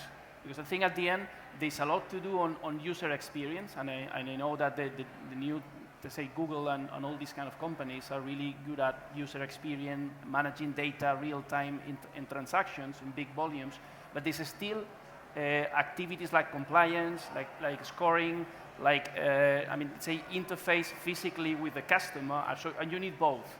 So I think probably it's a matter of both parties trying to work together and transform the industry. So it's not one or the other, because you need both capabilities. And that's what we see, especially on payments. There are fantastic propositions in terms of user experience, but you need a scale, you need an ecosystem. And brands and schemes like Visa, MasterCard beat American Express, especially because they open and they collaborate with everybody. So I think it's a combination of both. Good, thank you, Jaime. You want to add something, Alfonso? Yes. Well, first, they're asking around there to up the volume a little bit so that they can hear us. So basically, what I think is, I agree with what everyone is saying. I don't think this is a winner scenario, at least in 5 years. And that what we are facing right now is an unbundling. Banks will still have the core because they still own the bank accounts, and they will in the near future. But fintech companies that are appearing now and that will appear in the future, what we'll do is actually focus on one thing, do it very good, and actually be leaders on that respect. That's what I think. The only thing I would add is that I agree with everything as well, but what I would say is that I think we'll see a lot more cooperation between banks and fintech companies. Yeah. We've already seen a little bit, but that will be on a different scale in 5 years from now. Okay. But for SpotCap, for instance, do you have in mind, do you listen well now? Is it okay with the volume, more or less? Elena, if we can raise a little bit up. Okay. So for... Speak louder. Okay, we speak louder. Toby, from SpotCap perspective, do you see specific opportunities of collaboration with banks? 100%, and we are speaking to a lot of the banks already in Spain and in our other markets in the Netherlands and Australia, and the interest from banks is very significant. You know, it's in lending in particular. An option is to do referral partnerships. You know, there are certain businesses that banks just don't want to lend to. The businesses are too small, too risky, too young. Specialized fintech companies are well equipped to lend to those, and they're well equipped to price that risk and take more risk on board. There are a lot of collaborations, and we'll see a lot more happening. And especially SpotCap, we're speaking to most of the banks already. Okay, thank you. Let's switch to another question. Have you seen not everybody has to answer to every question. So please jump. But we can move to more questions as well. Has anybody seen interesting model outside Europe that would be interesting to bring in Europe, in the fintech area? Evan, do you? I'd be happy to answer this. So there are several companies, at least in the US, that are giving away high-quality software for free to businesses and then monetizing actually using financial services. So one better-known example is a company called Zenefits, which is based in Silicon Valley, and they give away HR software to small businesses. And the way they make money is actually by then brokering health insurance to that company. So if you have a human resources manager who's managing Zenefits, they'll see, oh, well, we do need to buy a health insurance policy for our organization, and therefore we'll buy it through the broker that we have that's related to our software platform that we get for free. So as a result of giving their software away for free, they've been able to grow incredibly quickly, faster than any SaaS company that's actually ever existed until the past couple of years, and have reached almost a $5 billion valuation in 3 years. But so that model cannot be directly translated just because health insurance tends to be more public throughout Europe, and often you can't be selling to an employer, you can't be selling to private individuals through an employer, but that model can be adopted. It can be adapted to working capital finance, where you can give away software for specific industries and then offer working capital financial services. It can be adapted to helping them find a pension plan. It can be adapted to providing payroll services. There are many areas where the model of giving away free software and monetizing using financial services can be applied. Very interesting. Thank you. Any other? The company mentioned is Zenefit, and is getting into the insurance sector. And insurance is probably today another very big trend. No? Fintech has come a little earlier. Insurance tech is coming now. Another question about Bitcoin and blockchain. What do you think is more interesting? On which kind of company would you invest or bet, I would say? On the Bitcoin companies or on the company leveraging on the blockchain technology? Maybe you want to? Yes, so basically, in my opinion, I would be bullish on blockchain more than Bitcoin. Mainly because it's still unsure if the adoption of a new coin or the new currency will actually stick to the normal people. But blockchain is an extremely good technology to actually do transaction in a secure and cheap way. So I think it has a lot of future. But until we see banks actually implementing this technology and a way to actually get money out of your bank account using blockchain or Bitcoin, I don't think it will jump. So the main effect that this will have, I think it's going to be on the bank and the back end of banks, where they are improving their technology. And actually in GoCarless, we've seen a lot of banks that are already implementing these new technologies to streamline their process and make them more secure and easy. Okay. Pedro? Yes, I completely agree with that. In fact, we are exploring networks based on blockchain, open ledger technology.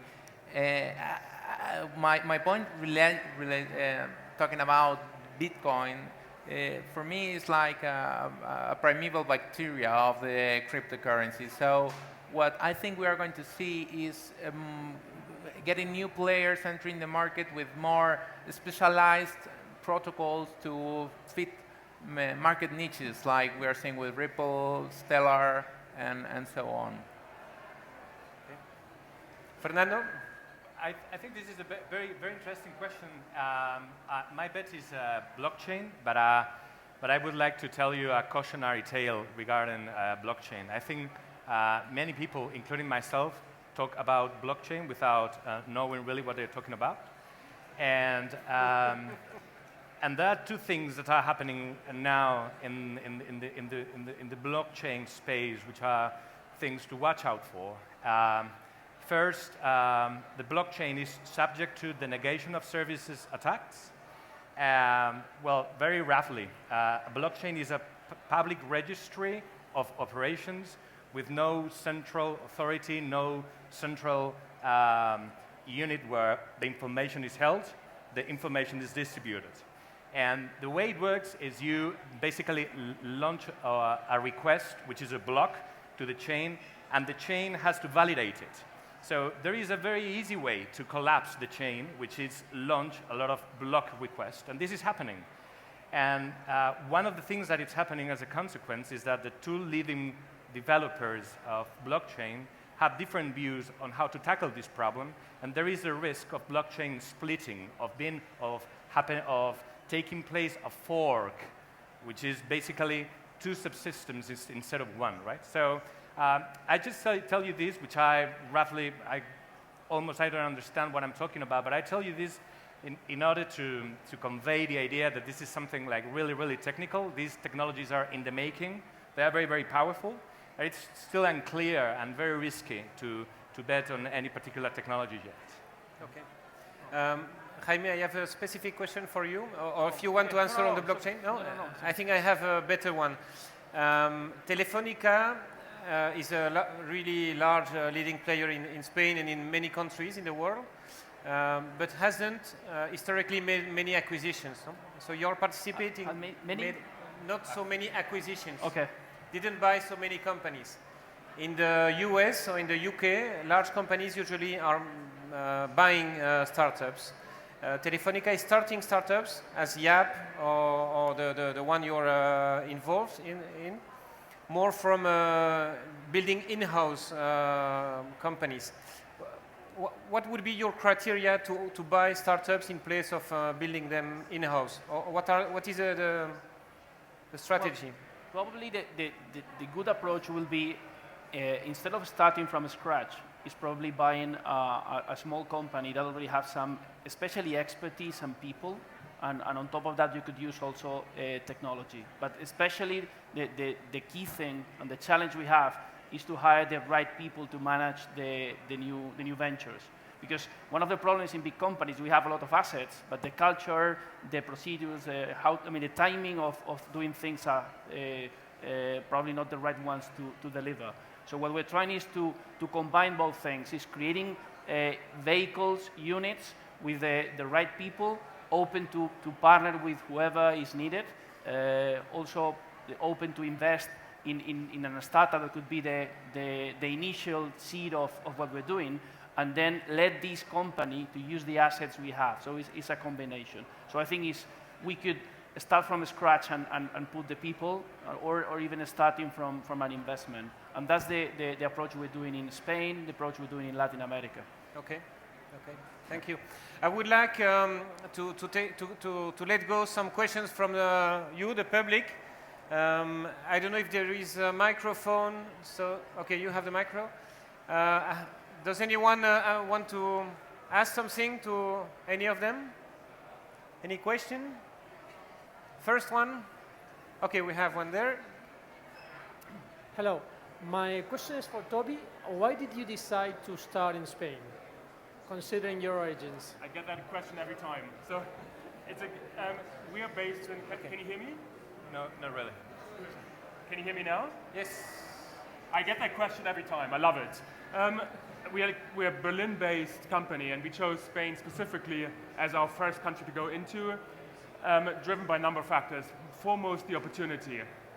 As part of the crisis, banks were, at the time when we launched a year ago, no longer in the business of providing capital to micro and small businesses. That's really our bread and butter. Companies as small as 100,000 euro annualized revenues, but all the way up to 5 million euro revenues. Those are typically too small, often too young, and most certainly too risky for banks to serve. At the same time, how are these guys going to manage their finances if they can't get working capital financing outside? So we saw the opportunity as being tremendous in Spain with roughly 3 million small businesses, however you want to define it, also virtually no competition. In fact, we would almost welcome some competition because it's upon us to educate those small businesses that a product such as ours, online loans, exists. And thirdly, regulation. It's something that's very important. The regulatory environment today is very benign in continental Europe, with the exception of Germany and France, perhaps. So we don't need a banking license. However, we're very much in favor of regulation, and what we've done is we have chosen the UK as being sort of slightly ahead of the regulatory curve, with the FCA having a framework for alternative financing in place, and we've received a credit license from them with a view to push and lobby for regulation to be put in place in countries like Spain, which will only add credibility to what we're selling. Thank you. Another question? Please there.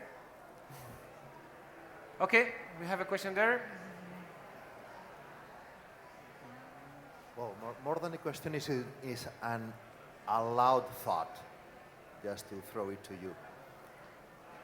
I have risen my hand saying that the banks will be, I have risen my hand saying that the banks will be the dominant in 5 years' time, mainly because I am feeling that the majority of the fintech companies that are being built are thought to be sold to banks. What do you think on that?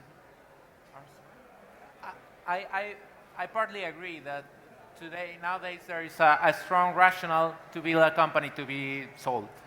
And regarding fintech, for banks, I think the future relies on a mix of in-house and acquiring sometimes solutions, as you said.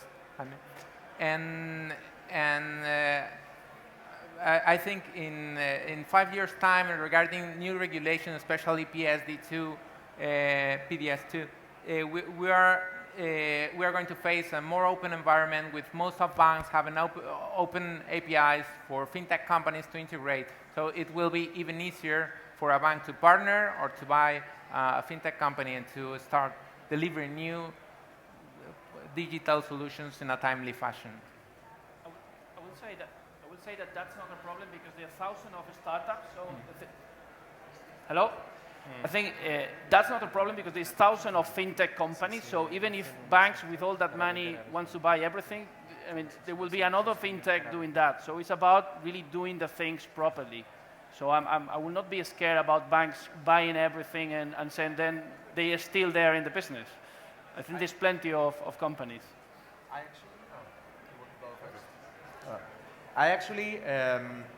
I think that there's a fundamental difference between banks and the startups that are now appearing, and that depending on if the banks take the good attitude or not, that scenario you're telling would happen. Because, for example, for GoCarless, if it was bought by a bank, and that bank wanted to use the technology only for them, it wouldn't make a lot of sense, because you would need to, GoCarless and most of fintech startups are cross-bank. It doesn't matter what bank you have, we're going to give you a specific service, a good quality. It doesn't matter if you have Santander, BBVA, HSBC, it doesn't matter. We're going to give you a great quality of service at a good price, better than your bank and any other bank around. So that's really the fundamental difference. Like, banks have been unbundling everything, and now it's being unbundled. And that requires a change in the way of banks do things. And depending on how that evolves and what banks take that stance, we will see a lot of acquisitions probably in a couple of years. Yeah, I would add one other aspect, which is that there are over 15 companies now, 15 startups in financial tech and financial services, just in Europe and the US, that are valued at over $1 billion. Once you start crossing $1 billion, it becomes a lot more difficult to be acquired by even a large bank. It's difficult just to have $1 billion, $2 billion, $3 billion of cash that you can start spending on an acquisition. Generally, fintech companies and startup people are not incentivized by equity in a larger organization that is not growing. So I do think it will be more challenging as these companies continue to grow and don't get acquired early on. I think it'll be very challenging for banks to be acquiring the leaders in these categories. Thank you. I would like to add a two quick points to that. I think there is no end state to that play catch-up that banks are perhaps now trying to play, which is, okay, let's start acquiring those capabilities or those value propositions that allow us to reach clients in a way we cannot reach now. This play catch-up game has no end state, because of the reasons that my companions have put forth, which is there are too many of them. The other fundamental thing I think it needs to be considered is the innovator's dilemma. once you have a profit and loss account to take care of, you're in a way limited in your capacity to innovate for one reason. You cannot compete against your own profit and loss account, right? And in a nutshell, that's the innovator's dilemma, and that actually, the consequence is that there will be always innovation happening outside of the bank's core. Okay, thank you. Another question? I had seen, okay, please. Hello. When we speak about fintech, we always think about applications on the smartphone, on the PC. But do you know any startup that is working on for example, the physical experience of the customer, of the back customer, for example, cash points or something like this? Do you know any startup about this? On the physical experience of the customer, so fintech offline, have you seen? Yeah, I mean, for example, in Latin America, there are a lot of companies that manage big networks of cash because there is no banking penetration, so people need to go physically to a point of sale and give them money for paying bills or for paying whatever. So there is a lot of innovation in that companies. The thing is probably that companies are not so visible because they are not in these kind of forums. They are just innovating in order to increase the efficiency, reduce cost, or include more services. So probably it's difficult because it's a different type of companies, what they are really doing. Yes, I agree. I totally agree. I think these kind of companies face a different dilemma in terms of customer acquisition cost. And that's what, at the end of the day, makes sometimes the difference between the relevancy of pure digital players and physical players. For example, to put an example, in Venezuela, we have as Telefónica for many years scratch cards, like gift cards, to top up the prepaid. So people go to a shop, pay, get the card, scratch the card, and with the PIN, they get the credit, the balance. And what we're doing, or the companies that are managing that cards, offer that to TV companies, so the people could really pay TV services using that. So the innovation is that instead of just calling a telephone number and giving that and then get your balance on the telephone, they are in the middle and managing and routing the money into the different companies. So this is the kind of innovation that is happening. There's a lot of things there, but I think it's different from the scope of this kind of conversations. And if I may add, in the insurance sector, insurers are needed. Insurance are needed for their balance sheets. Those balance sheets are not going to be replicated anytime soon by insurance startups. So a lot of insurance startups have actually started innovating on the customer experience layer. There's a company called Guevara in London where what they're doing, they're still taking advantage of traditional insurance balance sheets, but they're providing the customer a very transparent financing structure. So they're saying, hey, we're taking this fixed cut of what you pay in premiums every year. This is exactly where all the money goes, but we're actually still using a traditional insurer on the back end to finance this. There are companies that are innovating on the claim side and on managing your insurance policies. So mobile apps that aggregate all of your insurance policies so you can manage them. You can make claims directly from your phone. So companies that are actually, they're working with the insurers in order to innovate on the customer experience. Thank you, Evan. Please go on with the questions. Really great panel here. Thanks a lot for all the insights. I just wanted to ask you, what do you think about the competition United States versus Europe? In United States, we have competitors like Square. In Europe, we have, some of the persons which are on this panel, but we also have TransferWise. And we see that European founders are also going to United States, like Stripe, the Irish, really young guys. And we saw Lending Club, again, a French guy going to United States and again, going to $1 billion valuation in a very short time. How can Europe create more, successful fintech companies, and how we can accelerate the existing ones to grow faster into more emerging markets and to, dominate the categories they are in? Thank you. Thank you. I think that the difficult thing for European companies, and it's not just on this space, it's everywhere, is that the national market, the domestic market is smaller than the US. So in the US, companies like Square that you mentioned create a solution, scales, get the volume, and so it's easier to jump into another country. But even these big companies, for example, Square, when they try to jump into Europe, the difficult thing is that let's say the operations and the regulation is different. For example, they started with not chip and pin, but just to a Stripe card, and here they cannot implement that because we are on chip and pin. So the problem for the European is they are challenged by this kind of situation, different environment, but also that the scale of the company, of a Spanish company, is not as a US company in order to jump. So I think Europe will need to face this challenge unless we really create a single space in Europe, which is happening with CEPLA and all these CEPA area, is trying to create a bigger market so companies could scale and then compete with the US companies. I agree. I would mention the Payment System Directive 2, which is a clear movement in this direction for fintech companies in Europe to scale better. Okay. For example, in the case of GoCardless, what we have seen is that for us, for example, so we are able to take any payment into the SEPA area.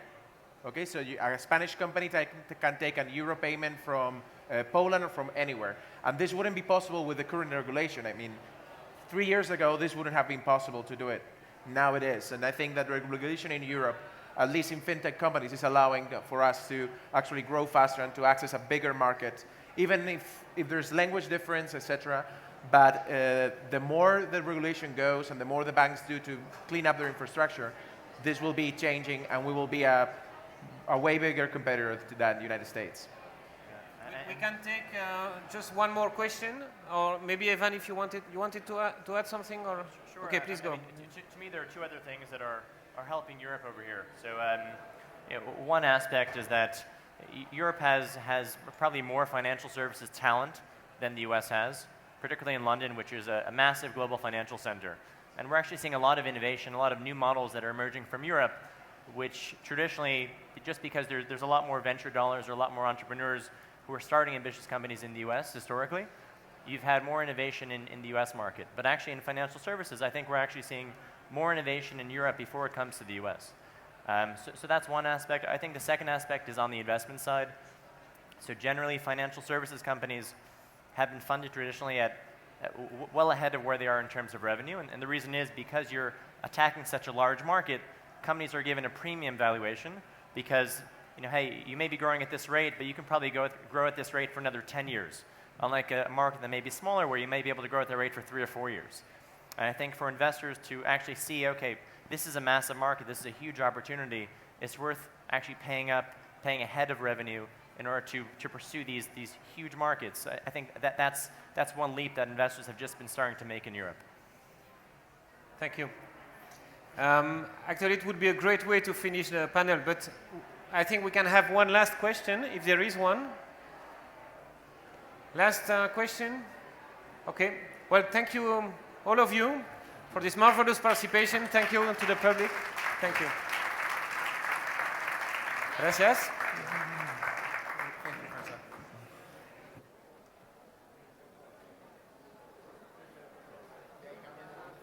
Thank you. Don't go anyone. We're starting with our next panel in 5 minutes. 5 minutes. Chef, quédate que va a empezar el siguiente. Ahora te traigo agua. Family picture, family picture.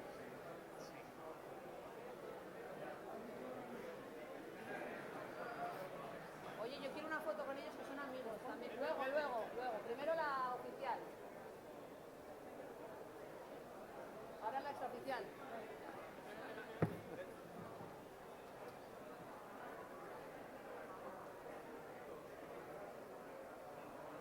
Gracias, enhorabuena, gracias. Oye, petao, el escenario, petao. Sí. Los dos. Gracias, chicos. Necesito que rápidamente vuestros micros los van a usar. Son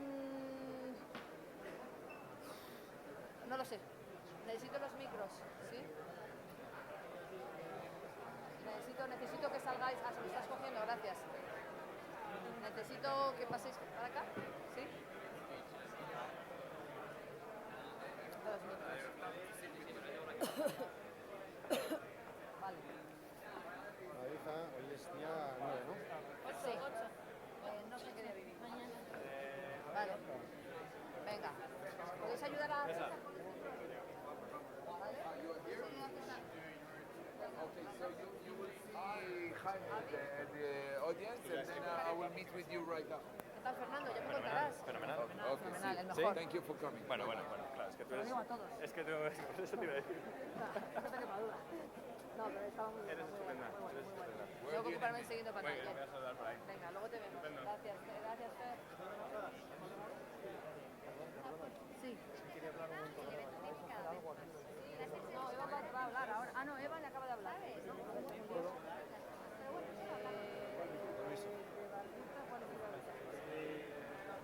Ah, sí, acaba de hablar. Puedes hablar con él. Sí, sí. Internacional.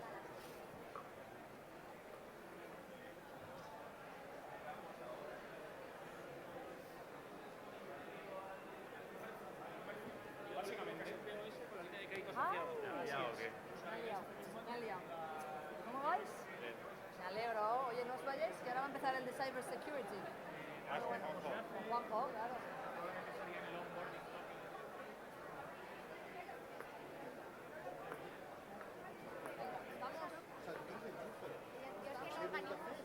Estamos. Hi, Karel.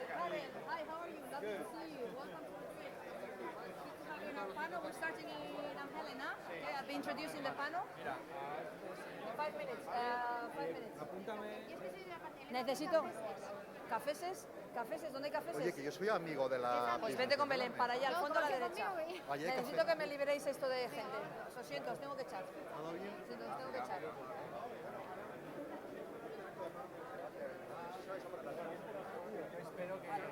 Necesito que me liberéis esto de gente y que se sienten. Os invito a sentaros, que vamos a empezar en 5 minutos. Os invito a sentaros si queréis, que vamos a empezar. Sí, claro. Pues Franz, te tengo que echar un poquito. ¿Ahora ya?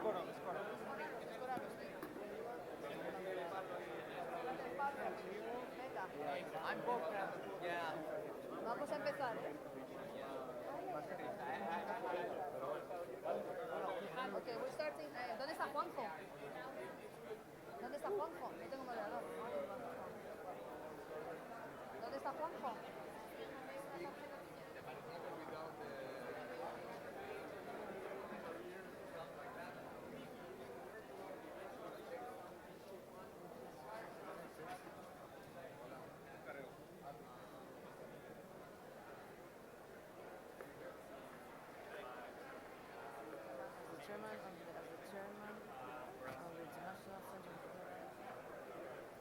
Hola, ¿tú eres Elena? Sí. Elena, ¿qué más? 10 Fuentes. Ah, no, entonces, no, a otra Elena que es la que lleva el Startup School, ¿no? De abajo. Ah, tienes que bajar, no te preocupes. Vamos a empezar en 5 minutos. Sí, qué frío. Ya esta cosa está calentando, ¿eh? Está calentando. Sí. You okay, Abby? Yes? I'm good. Okay, excellent. So Juanjo is late, Where is like always. Juanjo? Yes.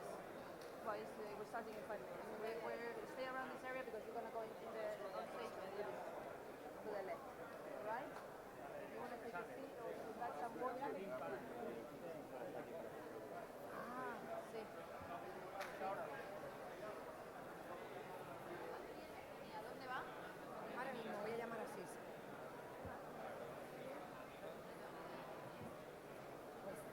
Que se vaya sentando la gente, Javier, que Vale, vamos a vale. empezar en 5 y que venga Juanjo. ¿Dónde está Juanjo, que es el moderador? Bueno, whatever. Que se vaya sentando la gente. Vaya, casi por lo guapo que eres, me hubiera quedado tan lindo aquí. Ya, pero estoy trabajando, no puedo.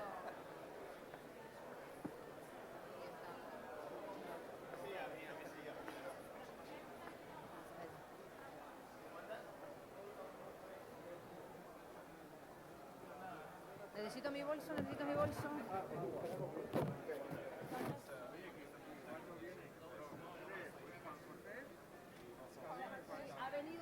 fumar el tío. Juan José se te fue un pitillo.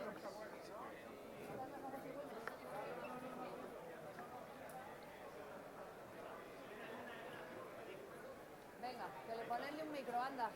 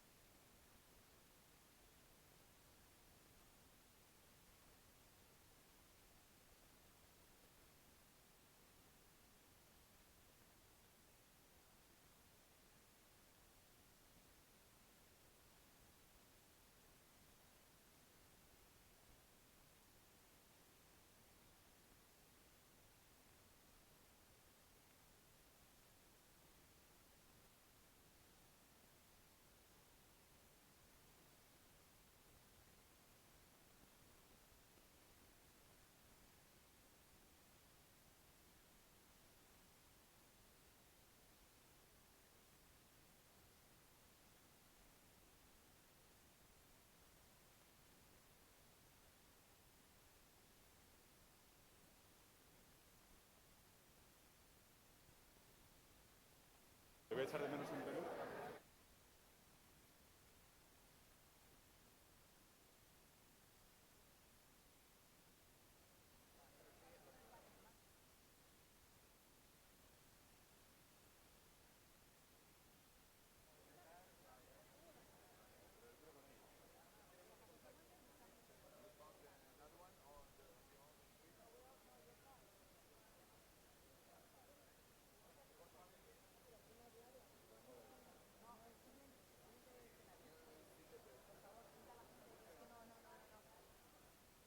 Hello, good morning.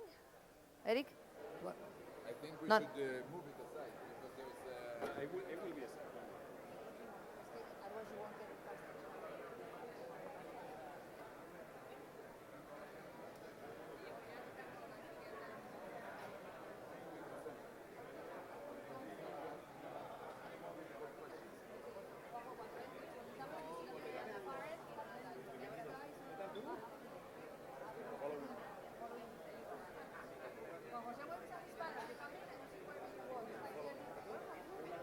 Can we all sit down, please? We're going to start with our next panel. Thank you very much.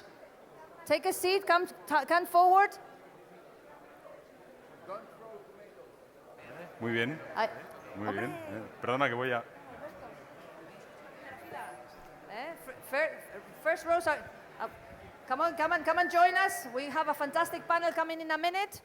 Don't be shy, come close to the front. It's cold, we'll be warmer and cozy, and we might even find love, business, who knows?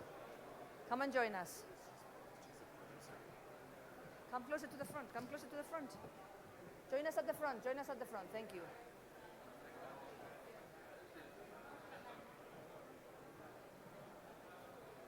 Okay, estamos más.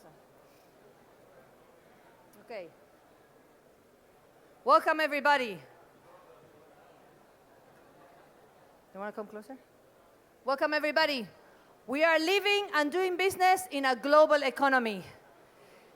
The world is becoming increasingly interconnected, and it's everyone's responsibility to secure the cyberspace. Our next panel is going to talk about this, and the responsibility for the panel belongs to a man that can deal with anything.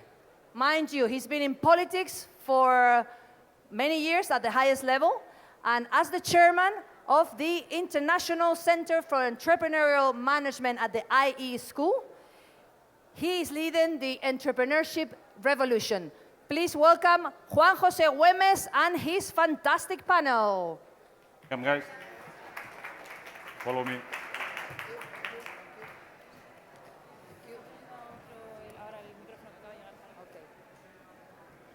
Thank you very much. We're going to talk about a very hot issue, such as cybersecurity, and we have a number of experts with us. The first one I would like to introduce you is Avi Viran. Avi Viran is an engineer. He's built a number of cybersecurity organizations within the Israeli Defense Intelligence. To simplify, we could say that used to be a spy or cyber spy or something like that. You can explain us later something else about your former job. But fortunately, he stepped out of the army some time ago, and he founded a company called Cybersecurity, Cyber Odysseys. He's the CEO, and he deals with companies, and he helps companies to build cyber defense and cyber strategies. And he's also launching a venture capital fund, which will focus on early stage startups in the field of cybersecurity. When I met Avi some years ago, back in 2011, we had the chance to spend 7 weeks in the United States together, traveling around, learning about technology, learning about innovation and about life. And sometime later, we met again in Tel Aviv. We were seated in a bar, sharing a beer. We both had our smartphones on the table, and there was my new iPhone back in 2011, should be an iPhone 3 or 2 or something like that. And then Avi had a 10-year-old Nokia. And I asked him, I mean, he's a techie guy. He's a geek, we could say. And Avi, I mean, do you like me to collect some money among our friends and buying you a smartphone? And then he told me, the smarter the phone, the easier to hack. And he spent some minutes explaining me what he could learn about my life, about my privacy, just because I was using a smartphone. But we became really good friends. We meet every maybe month.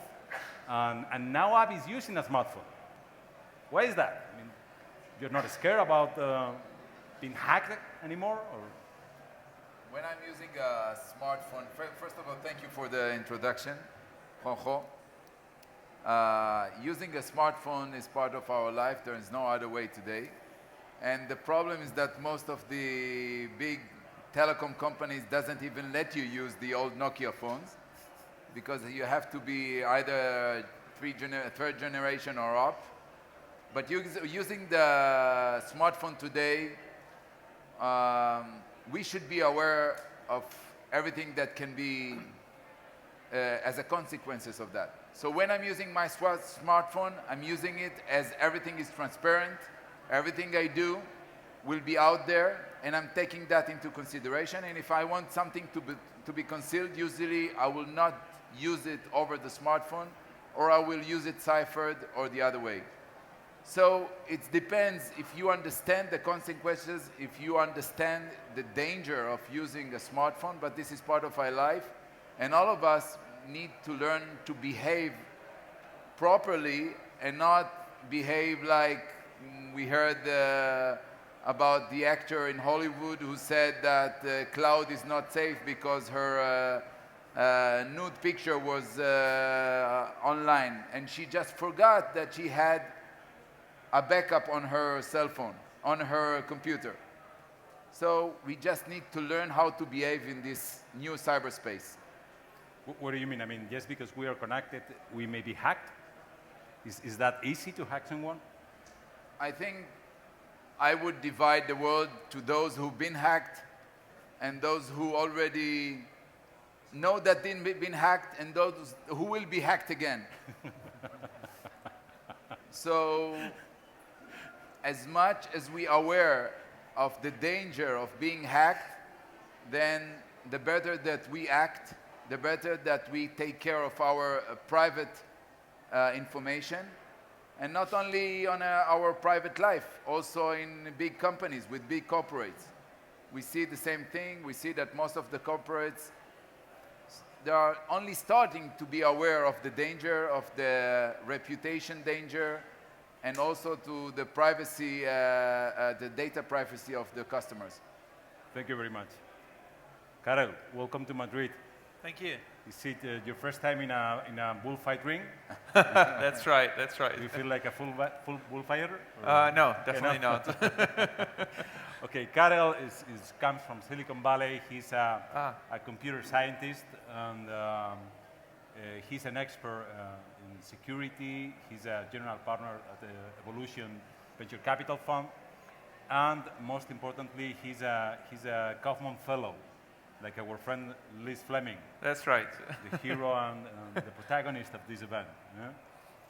So do you think that we fully understand what's cybersecurity and what are the challenges we are facing? That's a good question. So first of all, let me correct one minor thing. I'm not coming from the Silicon Valley. I come from the Czech Republic, but now our fund is based in Switzerland, in Zurich, and in New York City. IT geek by education, and then I joined after I helped building a company that was a security company. I was CTO of a security company that helped to secure 150 million users worldwide. I joined the dark side of the force, so to speak, so venture capitalist since then. And cybersecurity, I think it has different aspects to, or different people think cybersecurity are different things. It could be securing consumers, it could be securing businesses, it could be securing nations as well. It's cyber warfare. On one hand, it's securing watches and smartphones and wearables. On the other hand, it's securing desktops. So different things to cybersecurity.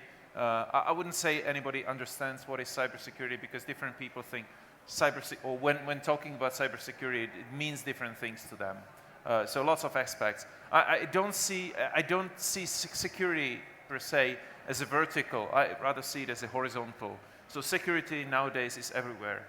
If it's your I don't know, your vest that can have some smart things connected to it, or if it's your phone, if it's your car these days, or healthcare devices, everything is security. And are we aware enough of the threats we are facing? Because cybersecurity risk? I think people underestimate the risks. So experts understand there are huge risks. Experts know that whole nations could be brought down by cyber threats, cyber attacks. But the general public does not understand that, underestimates that, and then general public is very often surprised by what's going on, such as the story that you mentioned.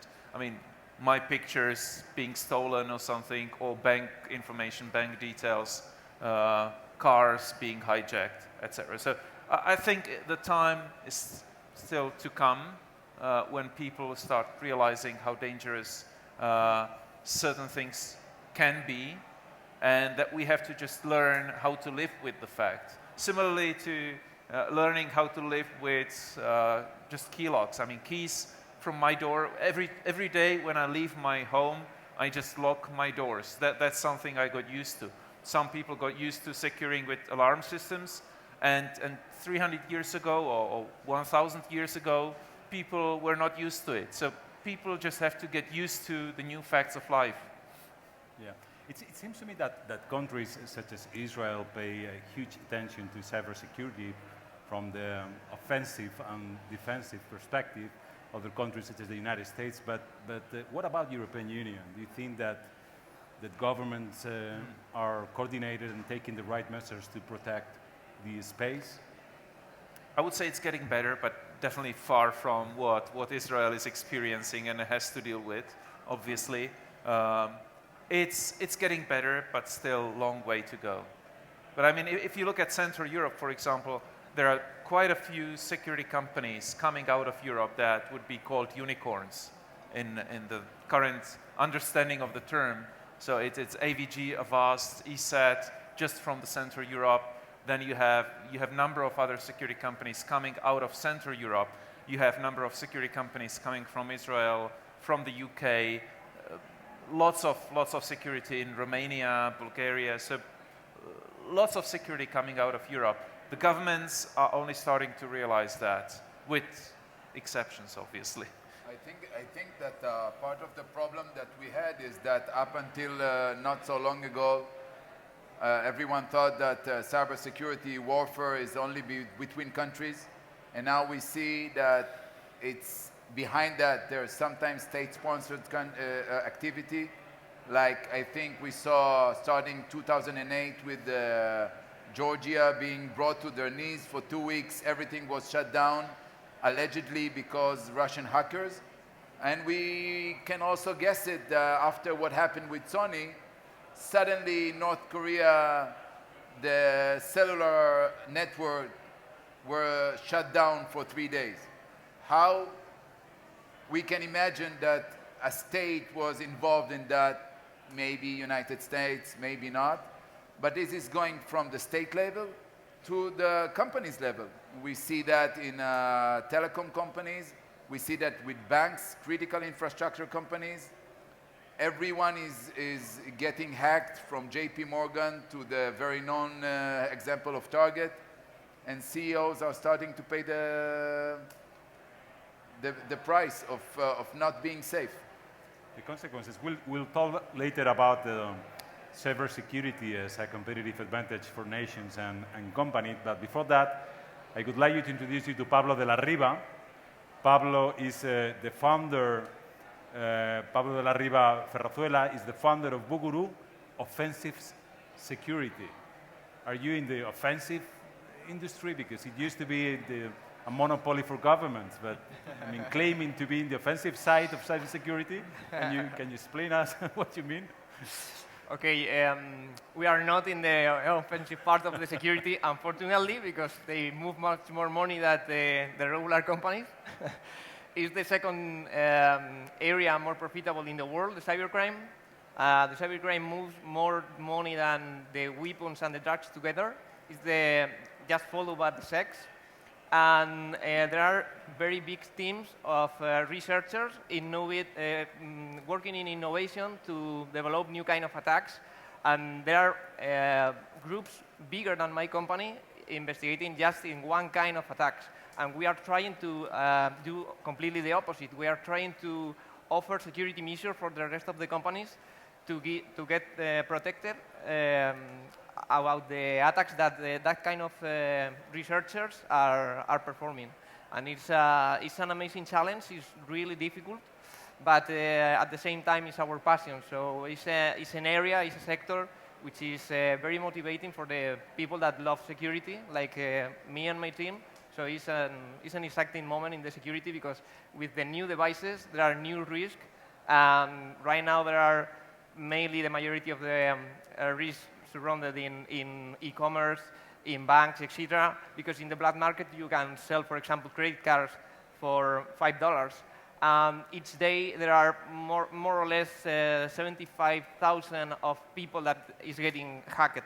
So the amount of money that it moves is really amazing. And if you add the wearables, the glasses, the security cameras in your home, the new application to be always connected to understand if you are having problems in your healthy, etc.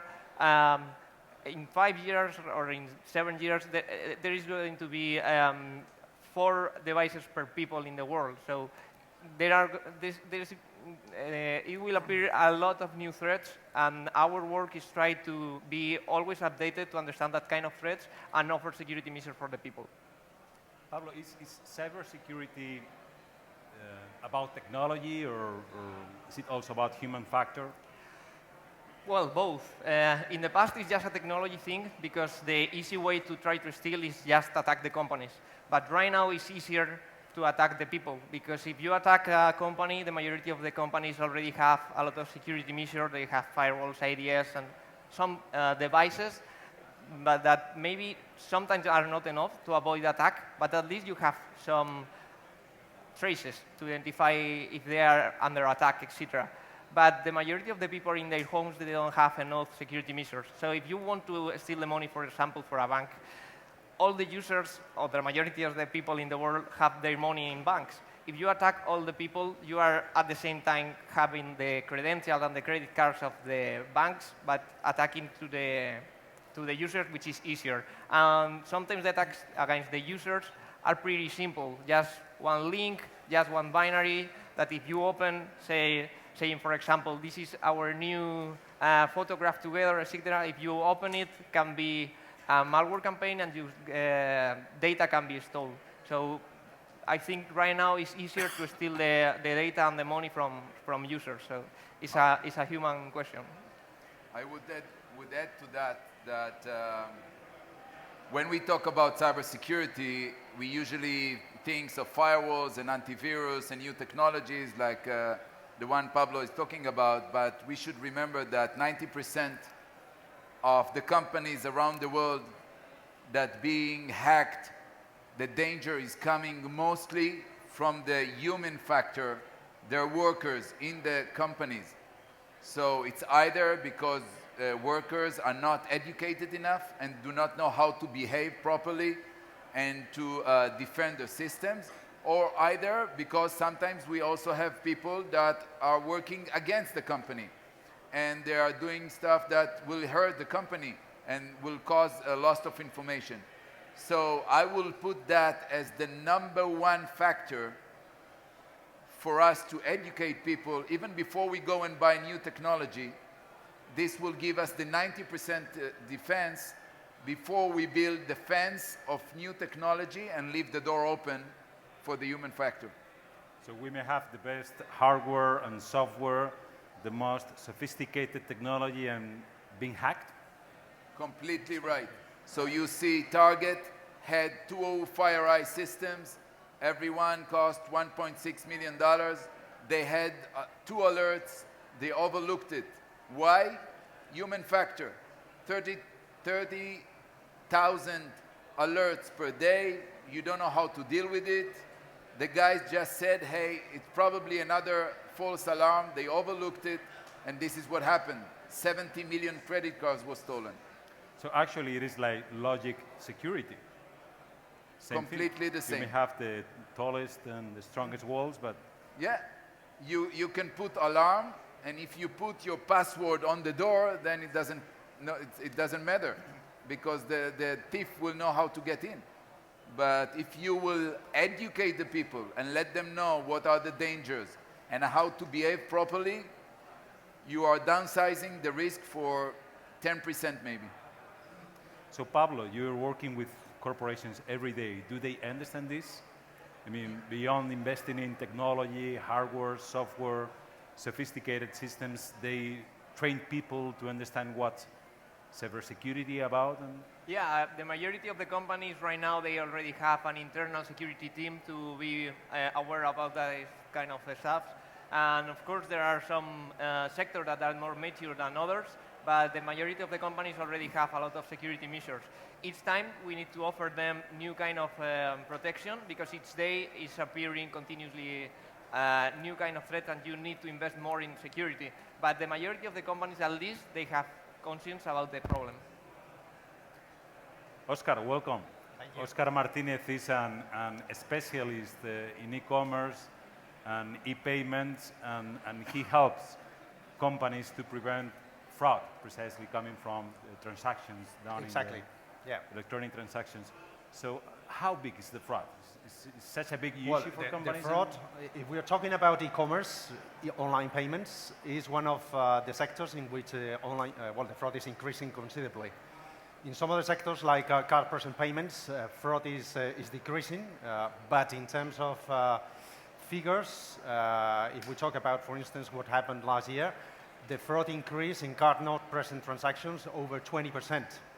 So online fraud is our major concern, and we are constantly evolving, trying to improve our security measures, because at the end of the day, we are dealing with a very important or very sensitive information, which is basically the payment details of our customers.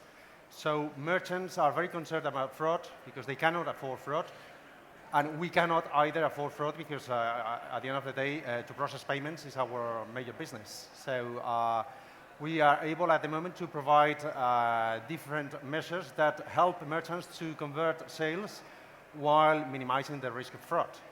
Because at the end of the day, what merchants are looking for is to increase sales, but obviously being saved. So that's what we do. Yes, well, that must be difficult to balance the It is very difficult. It is very difficult because, as you can imagine, a merchant is willing to increase sales, but if you want to expand your business, if you are aiming at internationalizing sales, you want to reach different markets, different trends of fraud can take place, and you need to be ready for that. So if you apply very conservative fraud detection measures, you might be penalizing your conversion rates. So this is a very important factor to take into account. So we are always trying to find the way to reach equilibrium between conversion rates and obviously fraud detection. So in order to do that, we have developed different security measures based on parameterizing transactions according to different criteria. Blocking criteria could be consistency checks, for instance, to block a transaction if is coming from an IP which is not directly related to the issuing country, and things like that, you know. And the important thing is to get as many parameters as possible to be properly configured in a way that is minimizing the risk of fraud, whereas the merchant is able to expand their activity abroad, internationalize sales. It's also important to remember that fraud is not only payments. Yeah. Fraud is everything considered as part as identity theft. We see it's getting to the health records. People are stealing health records because using your health record, I can impersonate, file a lawsuit, and then get money. This is also fraud. Yeah. And now it's becoming an epidemic, specifically in the United States. We see that a lot of health records are being stolen, and a lot of money is being stolen from the insurance company, and by the time you are filing the lawsuit, it will take 60 to 90 days to get the money from the insurance, but they're only starting to check it only after 90 days, and then the hacker is not there anymore. So the money is safe in his bank, and we lost a lot of money. So it's there, it's creating new credit cards. Pablo mentioned buying credit cards online. Everything is part of fraud. Okay. Yeah. Julio, welcome. Thank you. The more connected, the more exposed to cybersecurity threats. Today, most of us are connected through smartphones, maybe personal computers, tablets, but we are going fast towards a world in which we are going to be connected to everything, and everything is going to connect us, from our car to our fridge, everything. So, I mean, what's coming from the point of view of cybersecurity? How can we deal with the threats that are coming with this exponential connection? So that Internet of Things is a big thing to come, obviously, no? And the security around that area is terribly frightening and scary. So I would say that's one of the big challenges and one of the big trends for the next years. But I was thinking, when I was coming, I was thinking, okay, so what is the last things that comes to your mind and that happened in the newspapers, that happened in the big situations in security? So I would say this year, 2015, last year was the year of the breach, they call it. There was this, well, target was 2013, which was the biggest breach ever, 150 million of identities and credit cards. But last year was JP Morgan, which is incredibly, that was breached. It was the year of Forbes. There was the year of all those. They call it.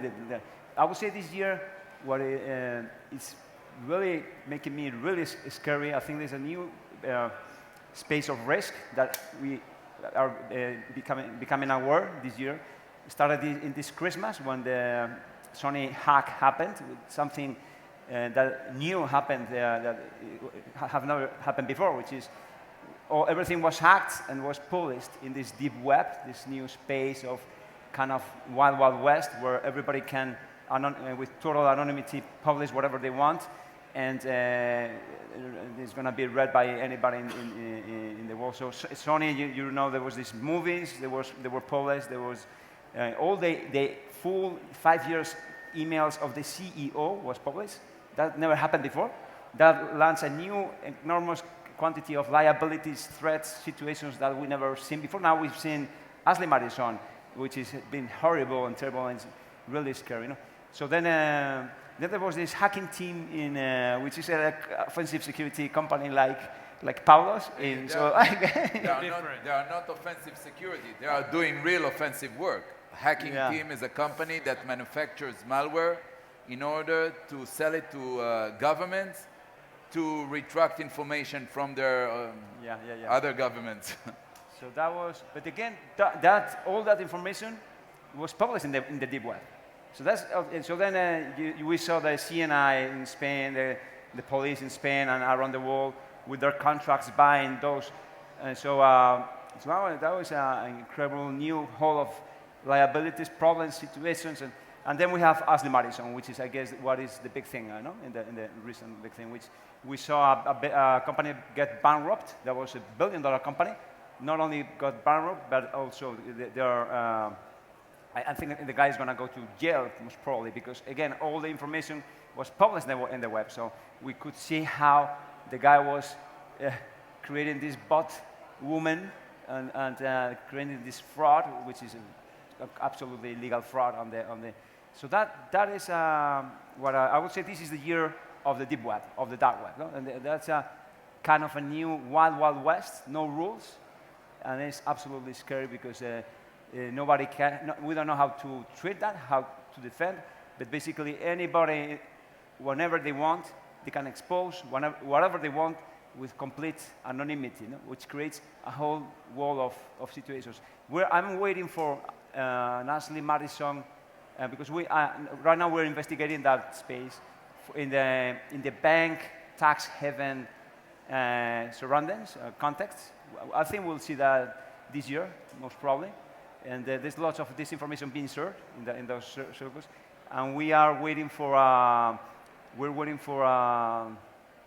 don't know, a lawyer's email being published with, imagine only a single lawyer having 5 years of emails, contracts, all the names, all the situations, all the negotiations, all the confidential thing, all the tricks, that the incredible amount of mess. Remember that Ashley Madison brought us people suiciding, people getting bankrupt, people getting divorced, people getting bankrupt. They lost their credibility, losing their. So it's an incredible new wall of threats and situations that we've never seen before. No?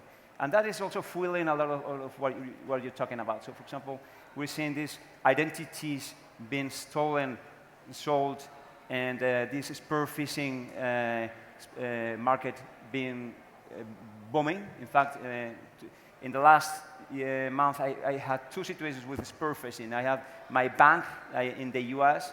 They sent me an email and said, hey, be careful, because we're seeing people simulating that it's your colleague. They get all this information about your colleagues. They write you an email telling, hey, Julio, how was the golf game yesterday? Wow, that was fun, man. Give me the password or send me. So I have a friend here in Spain, two weeks ago, he received this kind of an email, and he said, send me $4,000 or $5,000, sorry, euros, to Vietnam or something. And the guy did it because it was his boss telling him to. So this is, well, just talking about things that I'm seeing recent, no? The things that are happening right now. And just to finish, as you were saying, now in the black market, an identity 50 times more expensive than a credit card, and that says a lot. And the reason is that a credit card is direct money, so how could it be? No? So the reason is that the fraud detection is already pretty mature, the fraud technology for that. But the identity, nobody has any ability to control. So if you get another identity, you can probably milk it almost for 1 year, no? And that gives you probably a lot of time to do thousands of dollars, which with a credit card it's maybe hours, no? The time that you have for. It is important to say that attacks today are becoming even more effective and more complicated and more smart. I met a customer last week in the United States. They were in the middle of an M&A. So imagine, this is the most confidential process with companies. So the hacker waited, probably he hacked the email, he waited for the right time, and when they were about to close the deal, after they agreed, he sent an email to the CTO, coming from the CEO, telling him, hey, send $30 million to pay them because we agreed. And he sent the money because he knew they agreed. So they lost $30 million. So it was right in the right moment. So you need to understand everything that is going on, and the hackers are becoming more and more smart, more and more effective in the way that they are acting because they're hacking everything that we are doing. I think there is one more aspect. I'm going to sit with Jaime. You guys are scaring me. I'm going to sit with Jaime for a while. So tell me about that, about how cybersecurity and being safe is going to make the difference for companies and nations also, but for companies. Is there going to be any difference when you, let's say, do business with a company in the United States or European country if you are not safe? Starting with... So I think, honestly, what you mentioned, these were fine examples of human error, human mistakes, but then the cyber security or security experts have a very tough job securing systems that are not being very popular, not very... The security experts actually very often are not very popular within companies. I mean, how many people here use Google at all for email? Probably most of you. How many of you are aware of dual-factor authentication? And how many use it? See, it's not very convenient. It introduces something that may be bothersome, that is just not easy to do. Like with your car, you want to come to your car, just open it, these keyless systems, very convenient, that's fine. And then you're surprised that somebody can get into it. It's just computer system. Similarly, somebody can get into your email because you're not securing it properly. You're not logging off, you're not logging on properly, etc., etc.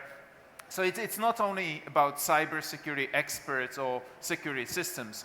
The experts are actually doing their best what they can by introducing new methods for prevention and detection and remediation of attacks.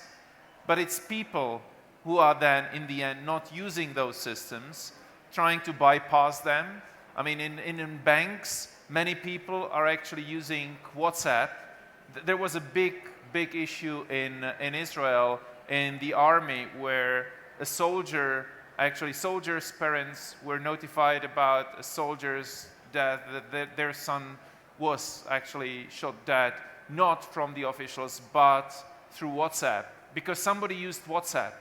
It's just not appropriate to use WhatsApp. It's similarly not appropriate to use WhatsApp in a banking environment. A CFO should not be exchanging sensitive data with her CEO, but they do. So it's a very, very balancing act of convenience versus security, and that's not very easy. So no matter what we do, it's going to be difficult. And vendors with new products actually have to look at security, they have to implement security, and at the same time, their product people, their salespeople are telling them, hey, make it as easy to use as possible.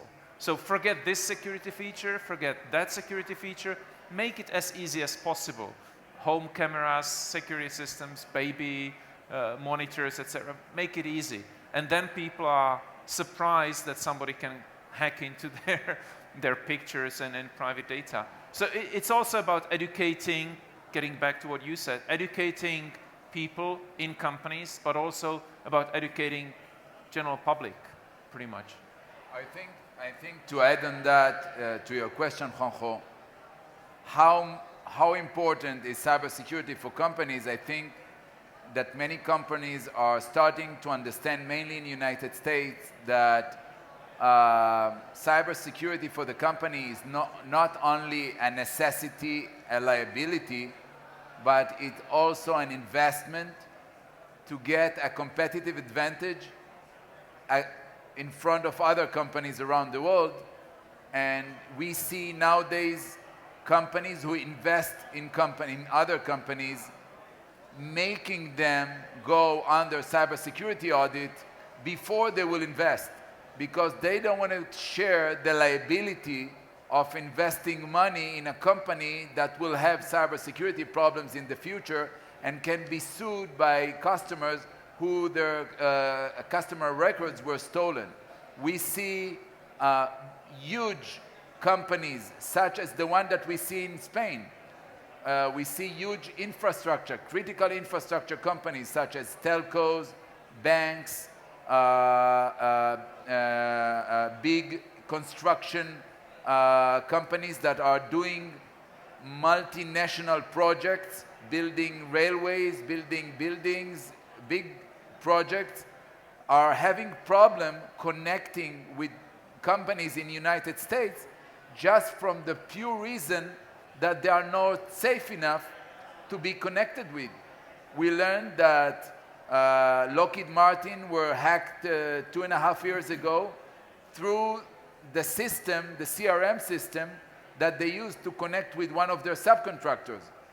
This is something that is becoming very important to companies.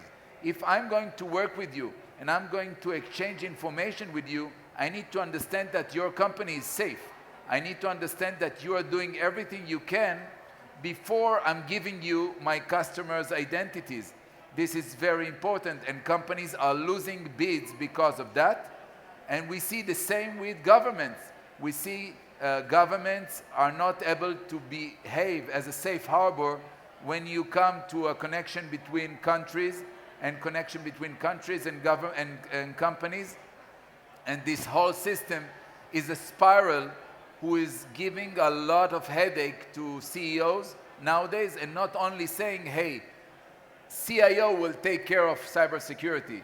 It's not like that anymore. The CEO knows that it's his problem, and this is a competitive advantage that he can gain from investing in it.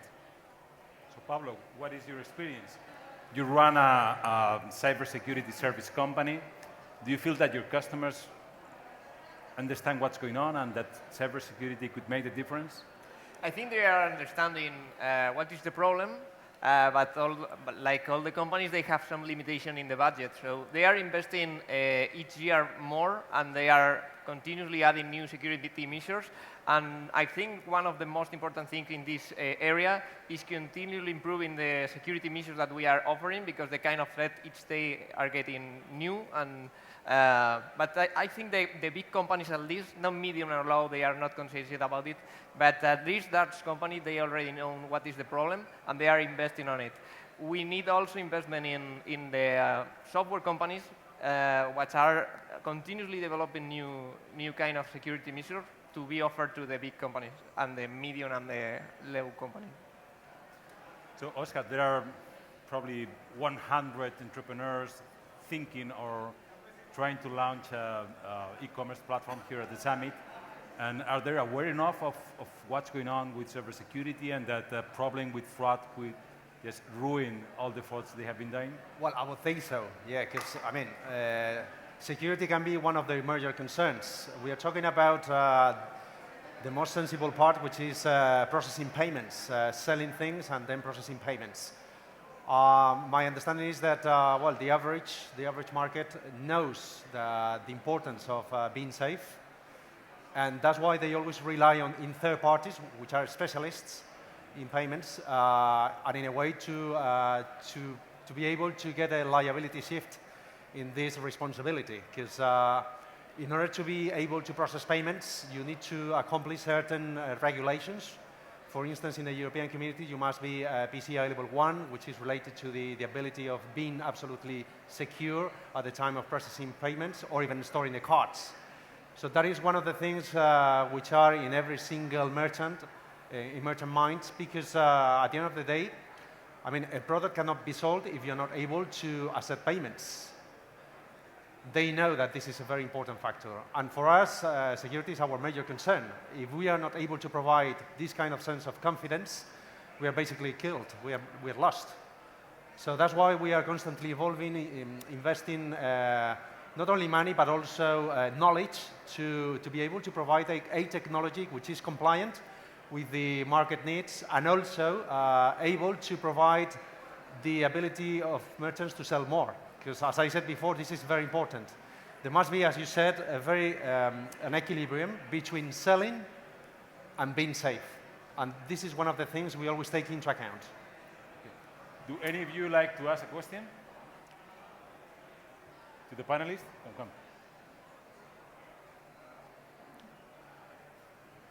Hello.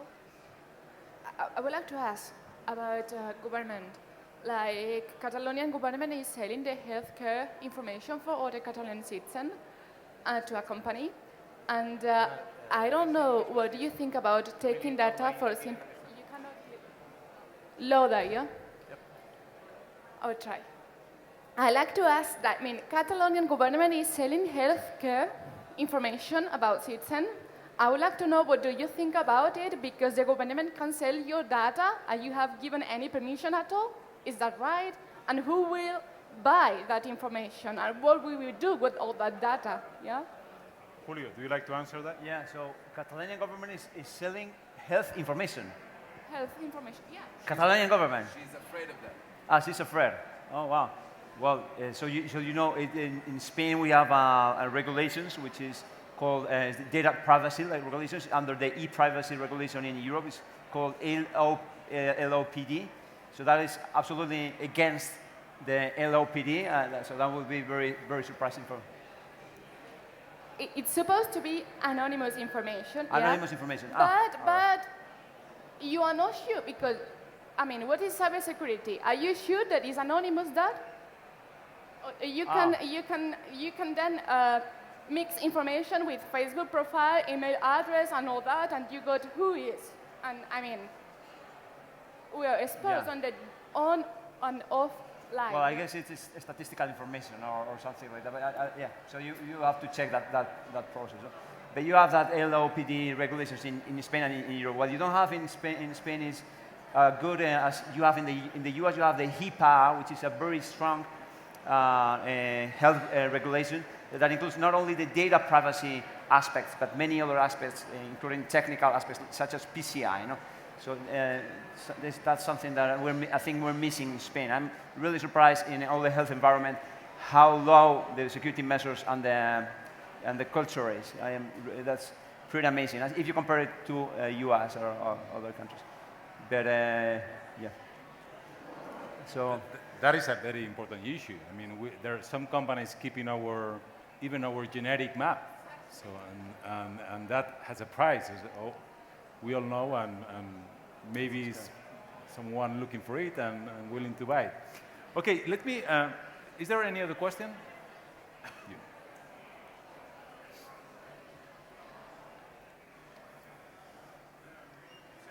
lot of problem of appealing of security. That is a field that people see like very burdened. So how, as experts, can we make it more sexy to people? Any of you? You want to have a sexy defense, cybersecurity No, defense? I want people to understand that cybersecurity is fun to do it. I think cybersecurity is very fun. Look at my face, I'm smiling all the time. So I think it's fun. He's thinking of his former job, actually. It's actually very sexy. No, but I do too. But look, the FinTech conferences was full, and this is not. This is because they are scared, and it's good. We want them to be scared so they can practice cybersecurity.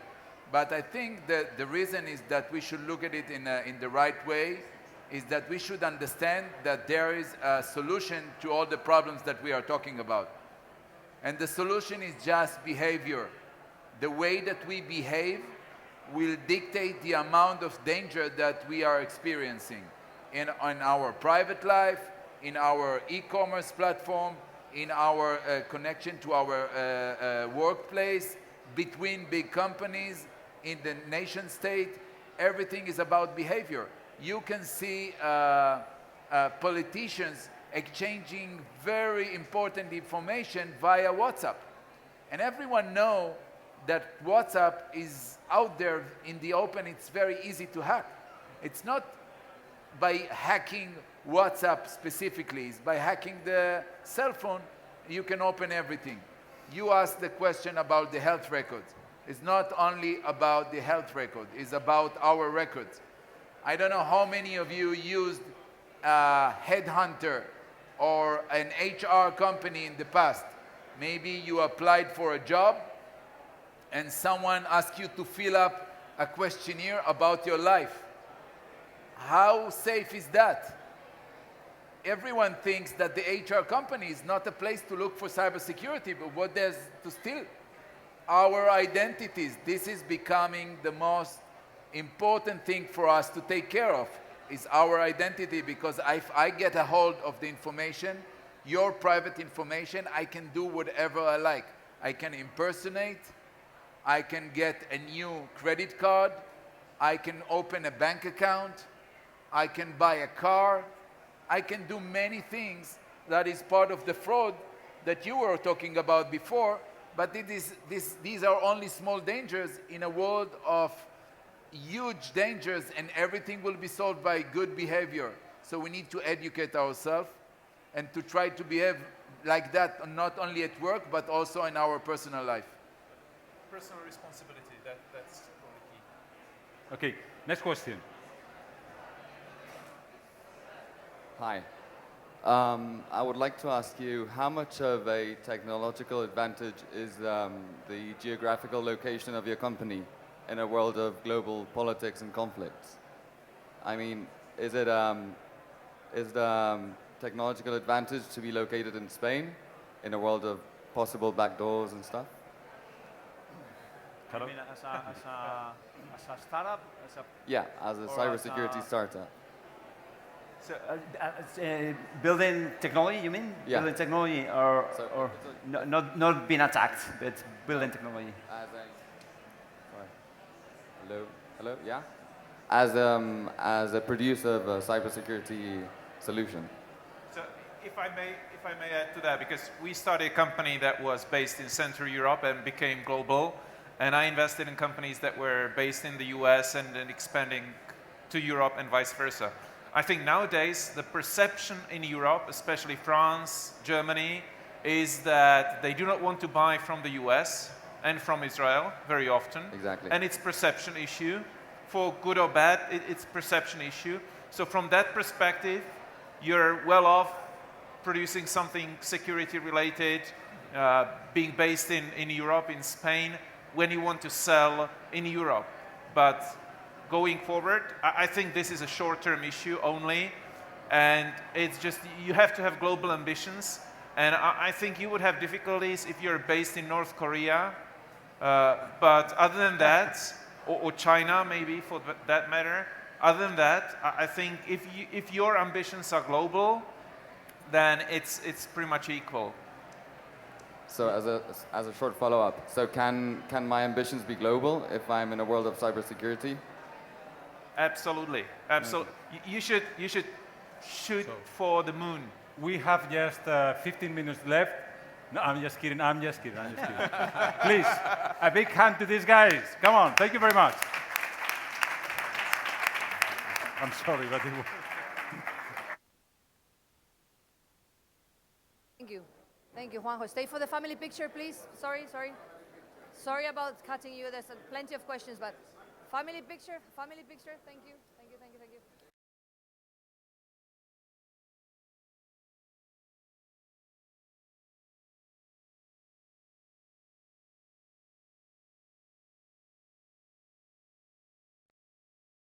Follow them around and you can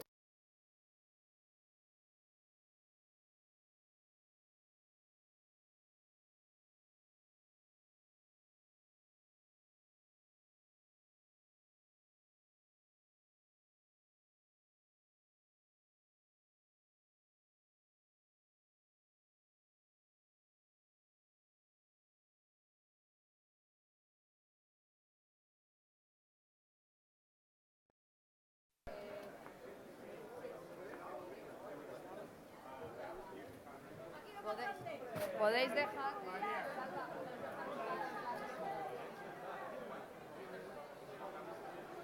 Oye, de estas de ciberseguridad españoles, ¿cuál es? Aparte de Julio. Este de pantalón. Este es español también. Ah, sí. We need to clear up the stage. Thank you. We're having a next talk in half a minute. We need to clear up the stage. No sé si tanto en el... Bueno, vale. Pregúntale al cámara, ¿vale? We need to clear up the stage. Thank you. We're having a super talk now in 15 seconds. Join us. Don't go. This is the hot place to be in Las Ventas. Aquí María, estamos perdidos. Los asientos son calefactados. Siéntate, ya verás. Thank you, everybody. There are fantastic meeting areas where you can meet the panelists. Perdona que tenemos que... Os hecho que tenemos control de los tiempos. Thank you for clearing up the stage. Thank you, everybody. Thank you.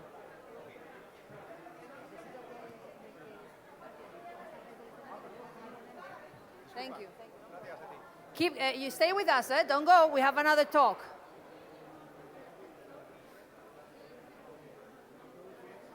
Alberto, necesito que salgáis un poquito hacia allá o que os quedéis. You can stay. Out. Otro, que si puedo sacar.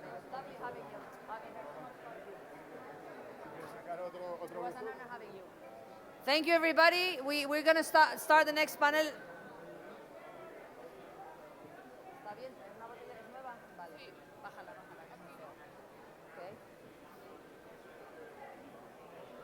Okay. A ver si me movilizáis un poco.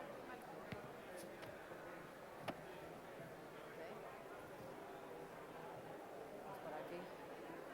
We're starting in a minute. Quédate aquí, Javier, te voy a presentar, ¿vale? A ver si te sales. Ion.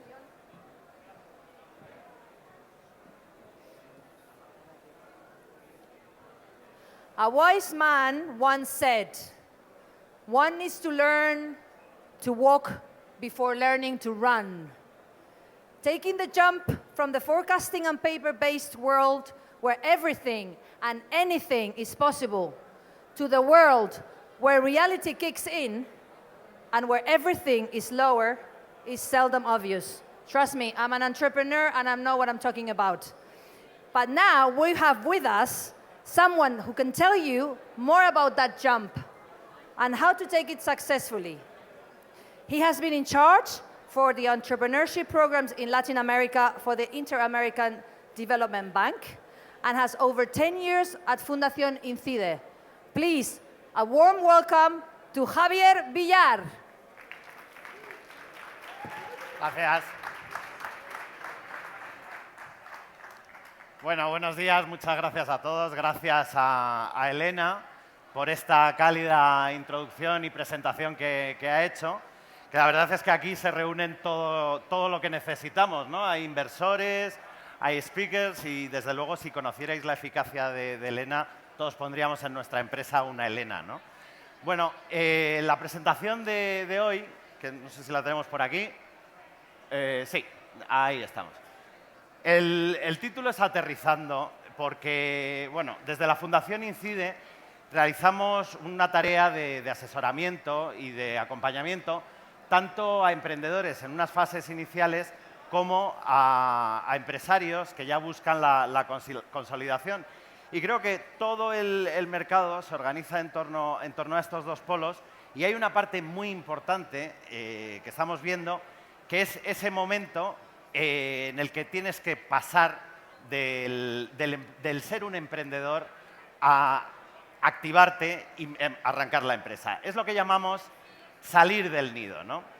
El nido, tal y como lo vemos, es una fase absolutamente necesaria en la que vamos a hacer la planificación de esa idea que tenemos, de esa idea de negocio, ese análisis, esa viabilidad, utilizando, como utilizamos en Incide, un método, que le llamamos el método IN5, que viene a responder a esas 5 preguntas, ¿no? Esas 5 Qs, que son el por qué, el qué, el cómo, el cuándo y el cuánto, ¿no?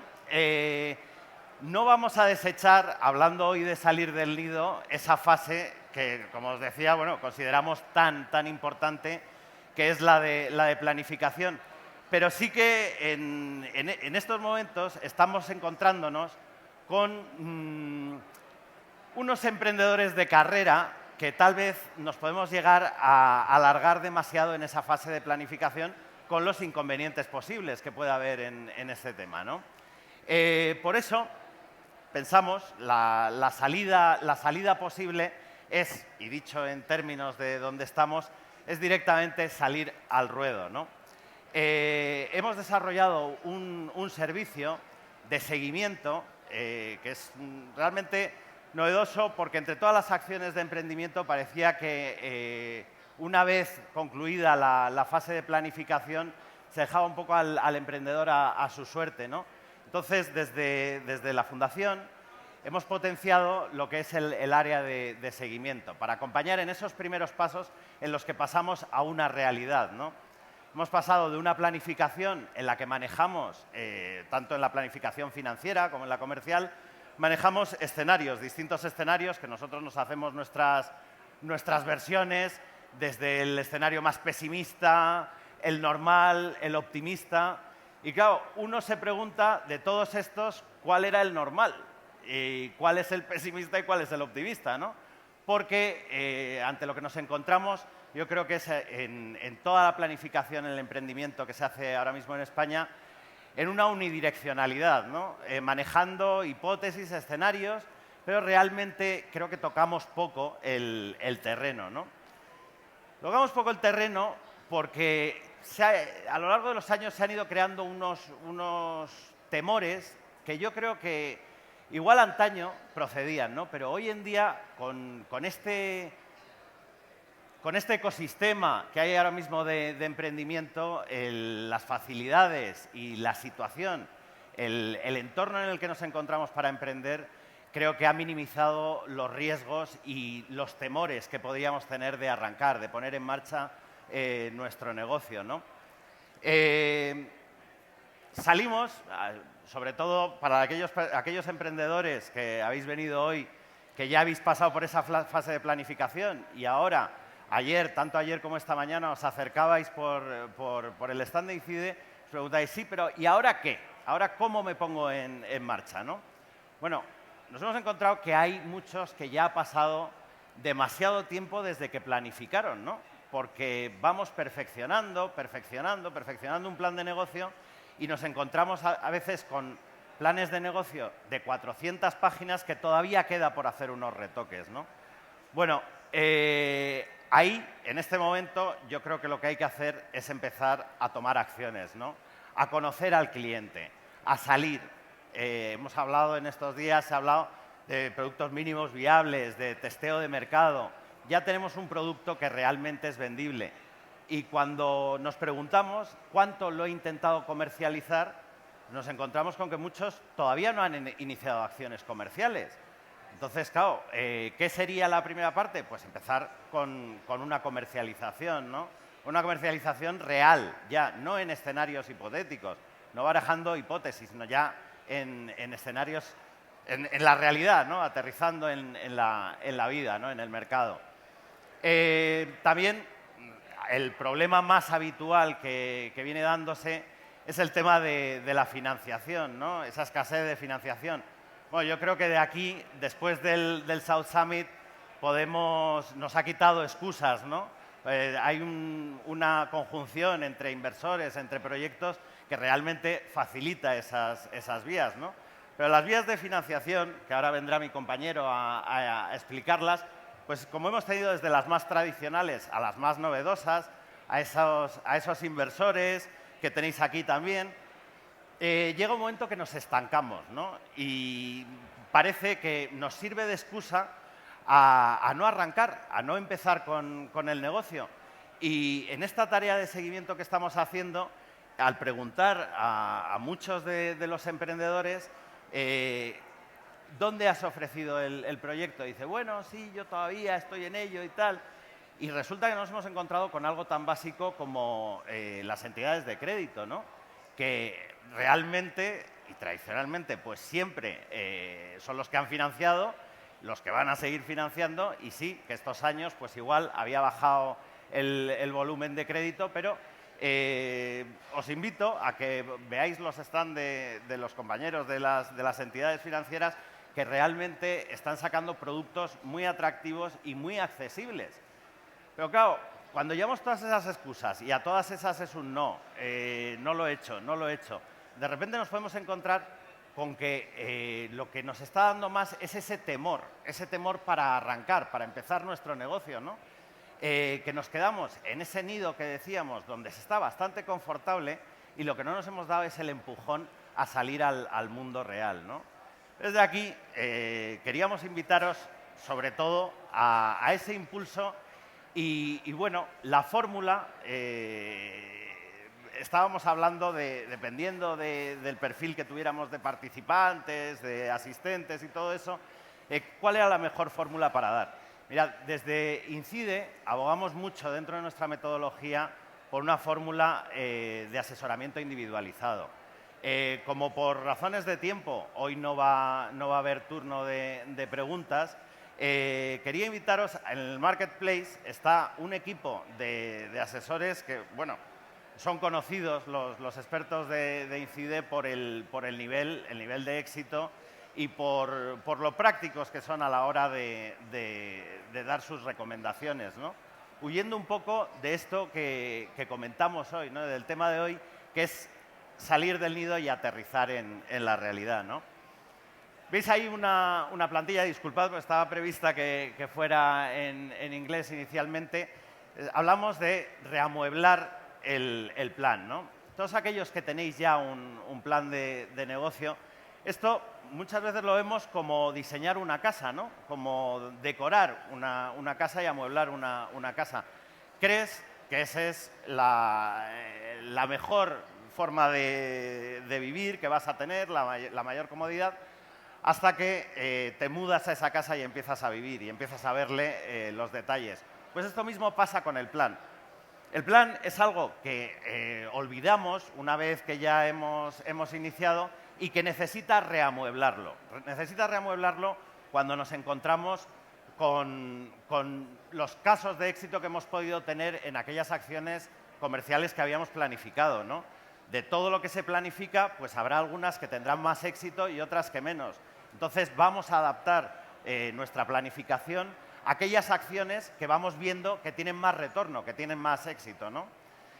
3/4 de lo mismo nos va a pasar al reamueblar nuestra planificación financiera, ¿no?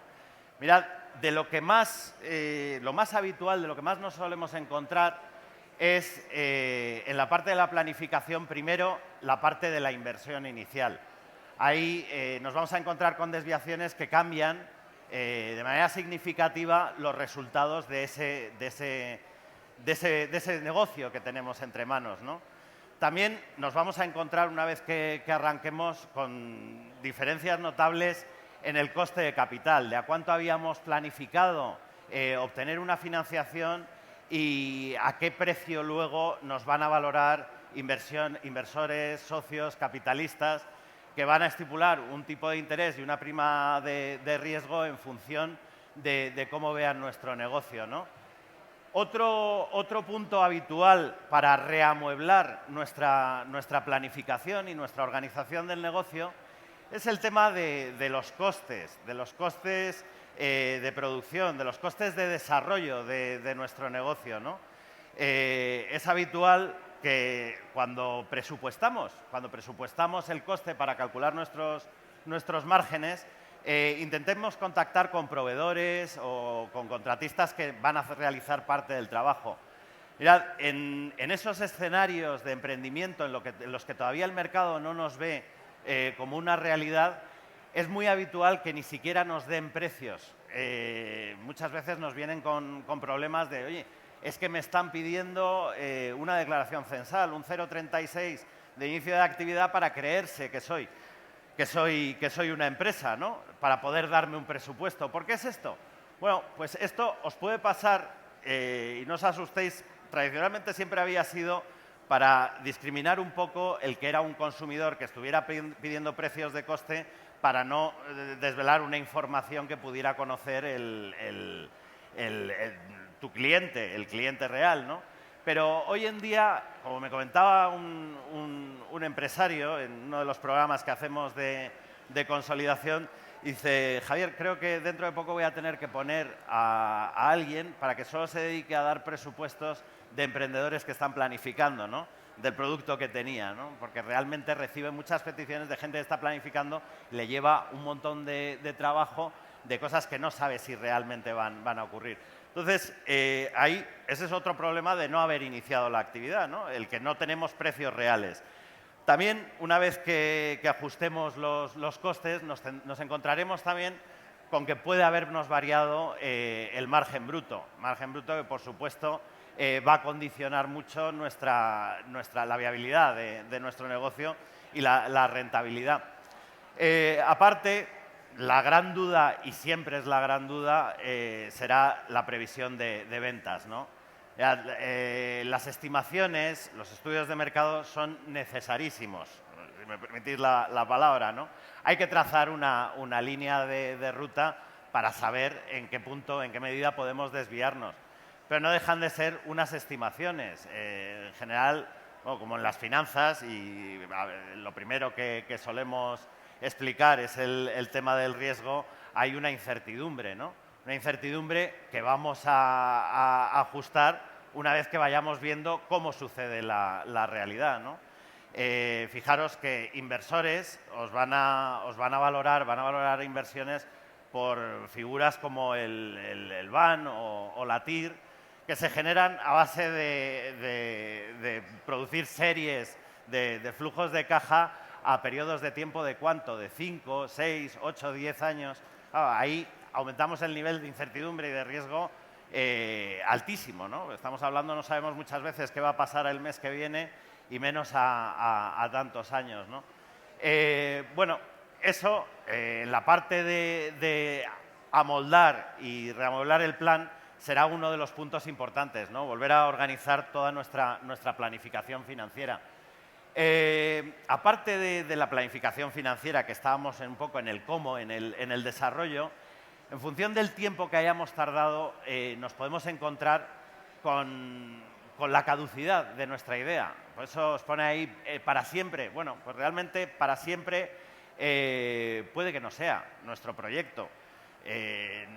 No me puedo ir a ejemplos tan exagerados como alguna vez que empezamos planificando hoy en día un videoclub de alquiler de películas en beta, pero sí podríamos perfectamente hablar de ejemplos que tenemos bastante a menudo, de gente que nos viene con negocios de montar una red de franquicias de cigarrillos electrónicos, ¿no?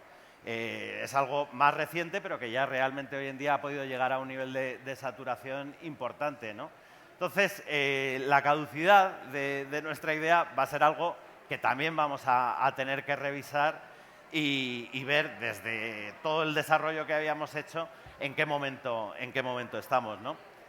Bien, en el tema de echar para adelante, de salir, de recordar el riesgo, hay una parte muy importante. Os decía que el nido, esa planificación es muy necesaria, pero hay algo que nos gusta siempre remarcar y resaltar, que es que planificar minimiza los riesgos, pero no garantiza el éxito. No es una varita mágica que dé la fórmula, ¿no? Realmente un emprendimiento y salir adelante tiene una parte de incertidumbre que por mucho que se haya minimizado siempre va a estar ahí. Ahí ya dependerá de qué capacidad tenemos nosotros para asumir ese riesgo, ¿no? Qué ganas tenemos y qué perseverancia vamos a tener para sacarlo adelante, ¿no? Yo creo que hoy en día, creo que estaréis de acuerdo, estamos probablemente ante la generación mejor formada y mejor planificada, los emprendedores 10.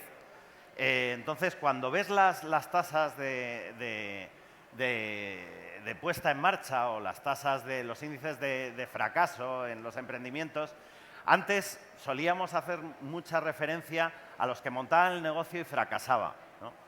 Hoy en día yo creo que el problema, en muchos casos, en una gran proporción, es que no es que hayan fracasado, sino que realmente lo que planificaron no han llegado a iniciar esa actividad, a montarlo.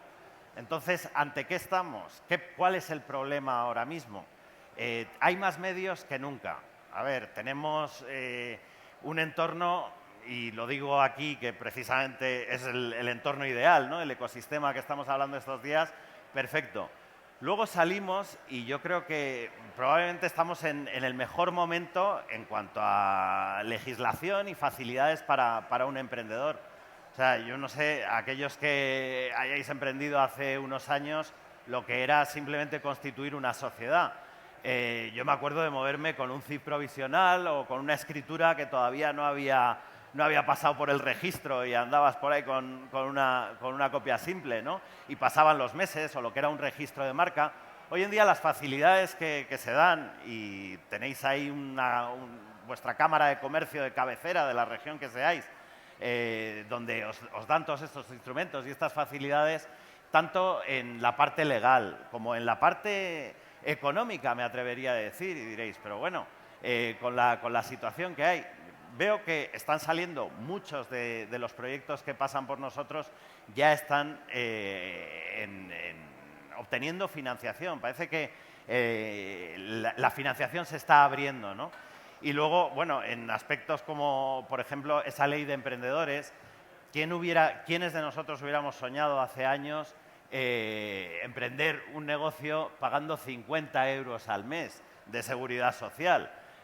Cuando estábamos en los 200 y pico, vamos, es que estamos hablando de 50 euros al mes que a emprendedores muchas veces les da miedo y no arrancan porque todavía no quieren empezar por esos 50 euros. Como estamos hablando de un entorno bastante joven, vamos a hablar de que es quedarse un sábado o 2 sábados sin salir por la noche, ¿no? O sea que realmente las condiciones ahora mismo son muy favorables. Entonces, viendo todo esto, ¿cuál puede ser el problema? Pues yo creo que deberíamos de mirar un poco cada uno nuestra parte de responsabilidad como emprendedores, ¿no? Cuando ya hemos planificado y qué es lo que está fallando. Y dejar un poco de pensar en si no me financian, si no son las condiciones, si no es el momento, y pensar si yo tengo la decisión real, ¿no? Y tengo ese empuje, ¿no? Mirad, me vais a permitir una anécdota, pero es curioso. Si algunos sois aficionados al montañismo, al senderismo, hay un monte que me recuerda mucho al ciclo de vida del producto y es el Pico Pienzo, en un municipio asturiano que se llama Colunga, que realmente tiene la curva del ciclo de vida del producto y es uno de los montes más altos en Europa con relación a su proximidad al mar. Pues siempre que lo ve uno y le apetece subir, lo ve desde abajo y dice, bueno, hoy hará bueno, hará buen tiempo, hará malo, tengo el equipo, tengo las botas, estoy en forma, siempre hay condiciones. Y uno planifica, mira la mejor ruta para subir, pero siempre por H o por B uno acaba no subiendo. Entonces, llega un momento que dices, ya están todas las condiciones para poder subir. ¿Qué está pasando? Pues que realmente no le saco yo el valor ni la decisión para hacerlo. Así que desde aquí, y tampoco por no querer extenderme mucho más, os invito a que deis ese paso y que tiréis de esa parte, si el problema que tenéis es el miedo y la decisión, ¿no? Que os dejéis asesorar puntualmente, y digo puntualmente porque es la forma de romper esos lazos y salir del nido, por un equipo de asesores en Incide que están llevando el seguimiento y que podéis conocer en nuestro stand, que os puedan dar de manera individualizada la fórmula para arrancar, para decir voy a salir adelante y voy a echarme al ruedo, ¿no? Bueno, pues creo que en cuanto a tiempo ya me parece que vamos a ir acabando. Como os he dicho, si tenéis cualquier duda o queréis hacer alguna pregunta, y si no... Javier. ¿Ya? Ahora, yo estoy convencido de que en los cursos de Incide se hace una planificación individual de cada emprendedor. Mi experiencia, sin embargo, es que en esa salida del nido, los emprendedores no se dirigen a Incide voluntariamente para hacer ese seguimiento de la planificación que nos has contado. La pregunta es, ¿tiene el Incide previsto alguna actuación activa sobre cada uno de los emprendedores para animarles a que realmente ellos se preocupen de ese seguimiento? Porque mi experiencia es que solamente 1 o 2 de cada 20 emprendedores mantiene una relación posterior con los consultores. Sí. Bueno, esa es tu experiencia. Realmente ahora mismo en Incide sí llevas en parte razón de eso, que no se acercan, pero Incide en este nuevo método que estamos utilizando sí está haciendo un acercamiento proactivo, ¿no? Pero ya te digo, en una fase de dejarlos volar, pero ir estableciendo unos hitos de 6, 12, 24 meses, 18, donde realmente les ves y puedes hacer una serie de chequeo, ¿no? A través de un checklist que utilizamos para ver qué es lo que les ha podido fallar. Realmente está siendo útil y es la enésima cosa que puede hacer el ecosistema emprendedor por el emprendedor. Pero en relación a tu observación, creo que también tendría que ser el emprendedor el que arranque, ¿no? el que tome esa decisión y se dirija a ellos, ¿no? Así que desde aquí quiero, evidentemente, avisar y comentarles que está disponible esa utilidad, ¿no? Por parte de Incide. Gracias. Bueno. Well, Javier will be around if you need to speak to him. Javier, you surprised me talking in Spanish. I wasn't ready for that. But thank God most of people here do speak Spanish, so thank you for that. Javier will be around if you need to ask any more questions. I'm going to have to say goodbye. Thank you so much. Muchas gracias. Don't move because we have a surprise for you, everybody. We are lucky enough. Well, thank you, Javier. We have a surprise for everybody. Pitching competition that we would like. We haven't had any pitching on this stage in the past yesterday and today. So we'd like to show you some of the 5 best startups in Europe. They are coming from the Impact project, and there's the Impact Accelerator, who is the best accelerator in Europe. And we have Daniel Tual, who is going to give us a brief summary about the Impact Accelerator, and he's going to introduce the 5 startups that are going to be pitching for 5 minutes. Each one of them, please stay with us because it's going to be a super speedy pitching, very important for them, and I need you to give them a bit of warmth and a round of applause. First, Daniel Tual from the Impact Accelerator. Thank you, Daniel. Thank you so much. Thank you so much, Elena, for your time. Thank you so much, South Summit, and also the Innovation Stage organizers. I am from Impact Accelerator. This is an accelerator all across Europe, but we are based here on Madrid. And we give money that is 100K money. This is with no equity consideration, so it's completely free, the money. And also we are giving the startups mentoring and training. And right now we are looking for more startups. We have 2.2 million to invest, to give to the startups. So until 15th of October, we are looking for more startups, for 20 more startups. And right now, some of our best startups are going to pitch and present their companies in front of you. So the first of all is going to be Notography. So Marsvan Cooper is going to pitch in 5 minutes. So please, Marsvan.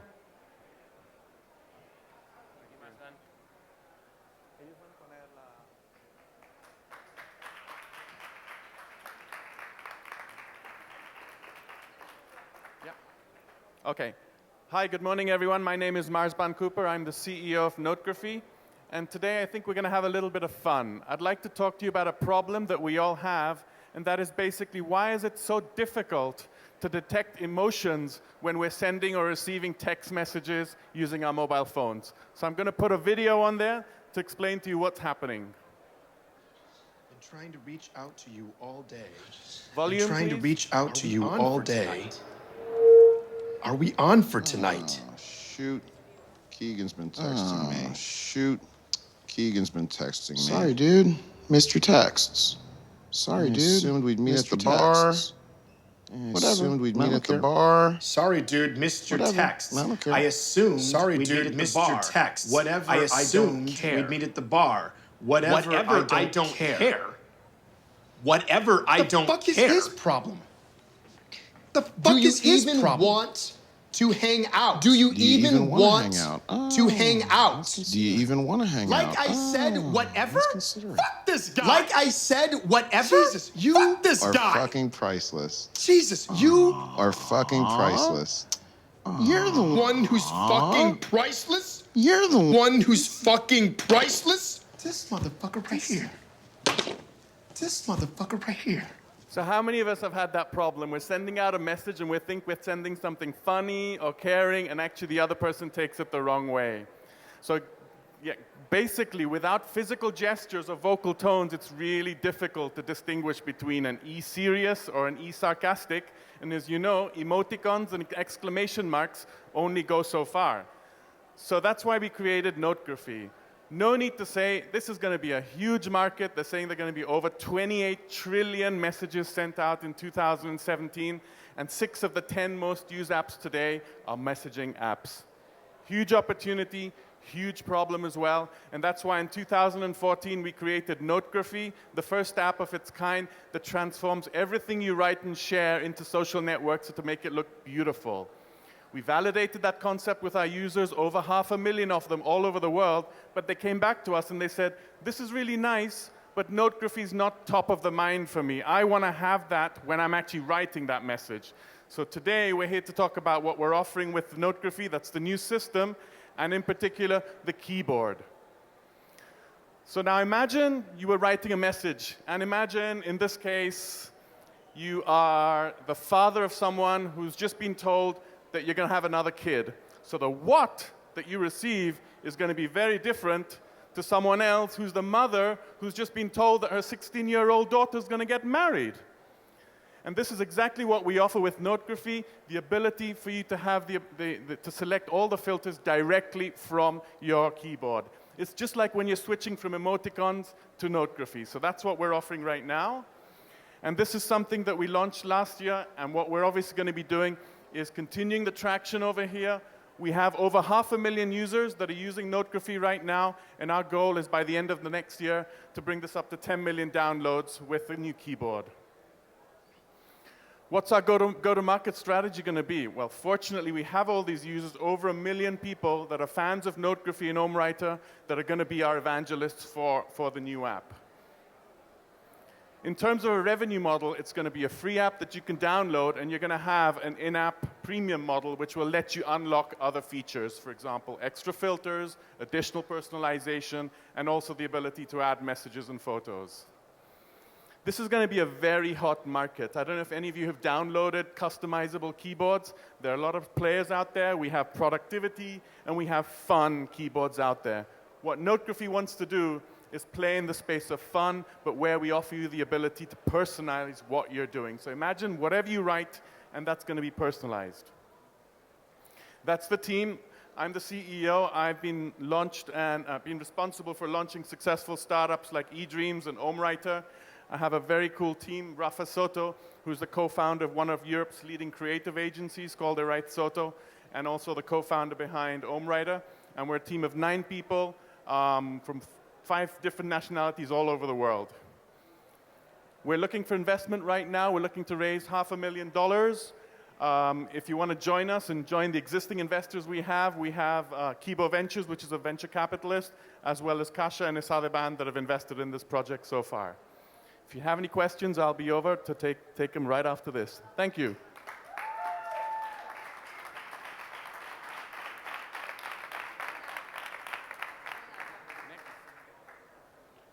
If you have any questions, obviously he's going to be around. We're going to have to pass to the next speech. Yeah, okay. Sorry, well, he's going to introduce himself, but he's Imedio. ¿Por cuál paso? ¿El de la derecha? De la derecha. Perfecto, gracias. Vale. Hi, good afternoon. My name is José Manuel Hernández. I'm from the marketing department of Inevio Spain. And we're facing a problem. We've got on our day-to-day use more than 4 devices. 4 devices which has different programs, different files, and different operating systems. So what have we ended with that question? We've ended to a solution. Let's move the cloud to the cloud, the OS. We've generated an OS, a cloud OS, which this means that you can access to all your files and all your programs from any device you have right now. How you do it? With your browser. With Chrome, with Firefox, whatever you have, you can access to your personal computer everywhere you are. As you see here, we've got some PDFs, some text, mail, contacts, all the applications that you really have on your personal computers and on your mobile devices, you have them everywhere. We were selected last summer, to join MIT Global Founder Skills Accelerator. We are happy to announce that we were the only startup from Europe that year, and the first one on the entire history to achieve all milestones. After MIT, we've got paying clients. We have all their files and their emails, and that's what they say about us. Where are we going? Where do we want to penetrate? We want to go to the SMEs. Why SMEs? We need to go to SMEs because normally SMEs, which are 99% of Spanish companies, don't have that power on their devices. They cannot work very properly, really. So we want to join and to get to that point. If everything goes well, we can move on and go to all the SMEs in the world. And you may think, okay, I like this product. At the first time we made it for us. So what we've done can be a goal for everyone. We want to achieve all the internet users that we can, but in the future, of course. How we get money? We've got a subscription for every user per month, charging them 24.95 euros. In the future, we have developers, and those developers will develop some apps and some programs for our platform. They will have a percentage of it, and on the future, when we want to open to the customers, we will have advertising, personal advertising with banners. How we are going to get to the market? It's really important for us to give IT support companies a solution. Instead of getting rid of them, which is the solution that most of the people is doing right now, Dropbox and all that stuff, we want to count with them. And what do we get? We get the access to their portfolio. It's not the same going just for one enterprise than going for a portfolio of 15, 20. And we give them a commission per sale, and actually we improve their service, so it's important for them. Our competition, it's virtualization. As you can see here, it's very slow, it's difficult, expensive, it's difficult to use, not universal, so it's not really a solution. We're 8, we're based here in Madrid, we've got financials, we've got web developers, and we are such a great team. And the deal is about 450K, just to encourage our sales team, our marketing expenses in order to scale, and to do the product really, really easy to scale and get to the markets that we want. What are we doing? We want to do things that don't scale. We want to test the market. So once we test the market, we go there. And the projections are these ones. We may grow the first year here in Spain with the first round, and then on the second year we want a round A on USA, and move the company to the USA and scale as much as we can. Thanks for everything. That's Inebio. Hope you enjoyed the presentation.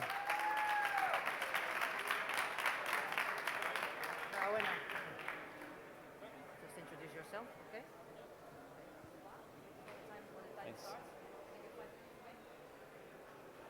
Yeah. Hi, my name is Michael. This is actually the first time ever we're telling anybody about a new product.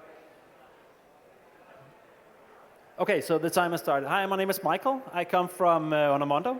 We are trying to redefine telecom in many different ways. And in fact, we have a new product that we're launching today pretty much. So let's talk about connectivity. Connectivity is one of the things that really defines us as people. It's what we use now to share. We get happy when we receive messages from others. And we really want to stay connected when we travel as well. So when this is so important for us, how come is it that the phone companies, the carrier, the mobile carriers, is one of the most annoying companies in the world, one of the most we hate the most, because they tie us down to endless subscriptions that we really hate. So it actually comes down to, you remember one of these, what this is? This is a phone book for those of us who doesn't remember it. Now everything is digital today, but in fact, still, we all have a phone number. Now, why is it that we have this? And why is it that it's so annoying? It's actually because every country has their own phone companies.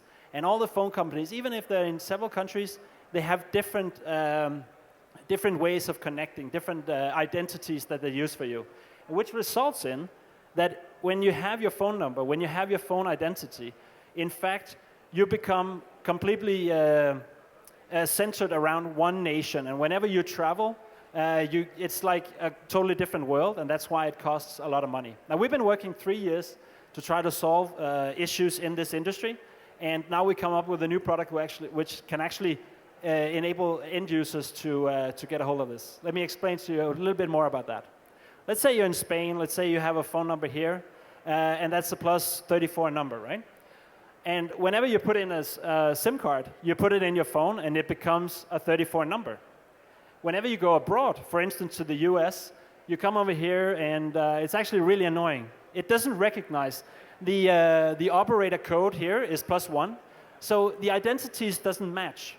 And that's actually why you keep paying for it. That's the roaming that you keep paying for that. So what you can do is you can buy a local SIM card.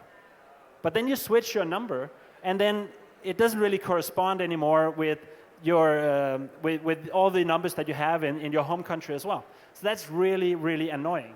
So either way, you're pretty much fucked. So with our solution, what we do instead is whenever you buy a SIM card, we actually separate that. So we'll give you a number in the cloud.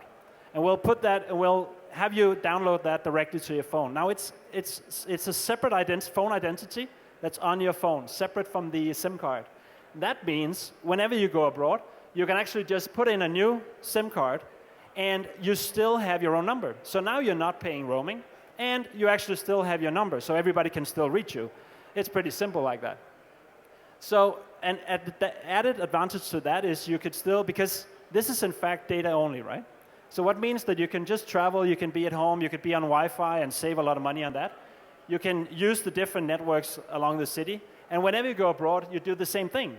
You might land in the US, you go Wi-Fi, you're still connected at home, you buy a local SIM card, and then you continue to use that, right? And if you go to Sri Lanka, you can even connect to the Google Loon balloons out there, right?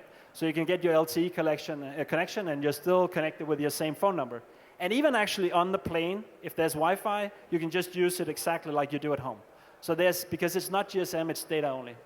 So what we've been managed to do is actually put one rate on this, everywhere to anywhere, which means that everywhere in the world, it's the same low pricing. It's around €6 actually, and then you can call and text whatever you want around the world. So there's a real value between this. I'm going to go really fast on this. You can connect anywhere you want. You only spend on what you use because you buy a local SIM card or whatever. There's no long-term contracts because it's only data. And it's not GSM, so you can basically use it all over the world as if you were at home. And of course, there's tons of features. One of the important ones is that you can have multiple numbers in one phone. Why have a US phone and a UK phone or a Spanish phone? You can just have it all in one. Multiple platforms, obviously. You can all different types of other stuff. And of course, the quality is a lot better than on your usual phone. What about competitors? There's tons of competitors. One of them is obviously the VoIP players, traditional. But they all have an ecosystem approach. So you have to be part of the same ecosystem in order to be able to use it. They only have a focus on long distance. We have a focus on local. And they have a ridiculous pricing. If you ever tried using this to actually use your existing phone, it's extremely expensive, and the user experience is just hopeless. You almost can't figure out how to do that. We build a platform that's built for this. And of course, there's a number of new telecom players coming out. And their traditional is focusing completely on GSM. And that means that it's still very much a telco, and they still have all the limitations in terms of national barriers and things like that. Still roaming. And it's still a telecom experience. So why is this now? Well, a bunch of stuff is happening right now. You're seeing more and more smartphones. Data is going up. Connection is getting a lot better, which is great. And Wi-Fi is something that's really being broadcasted widely. Even iOS 9 now is obviously focusing on that connection between Wi-Fi and 3G. So it's really cool in that sense. And even eSIM is coming within a year or so. I know. And what that means is that you can, on your phone, you can switch to a new to a new SIM card. But that means that you will also have to switch number unless you use our service. We are launching later this year in December. And we're actually focusing on launching a SIM card with fantastic prices all over the world for data-only connections later. Great team. Come talk to us. One of them sits down there. That's it. We're bringing best from both worlds, VoIP and telecom. Thanks.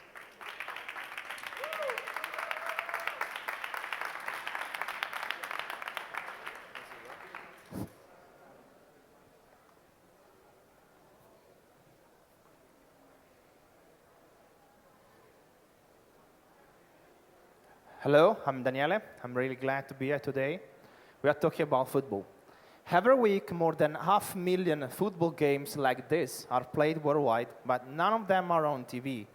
So non-professional clubs and supporters try to provide live coverage at their best using WhatsApp, using social media, or updating crappy websites.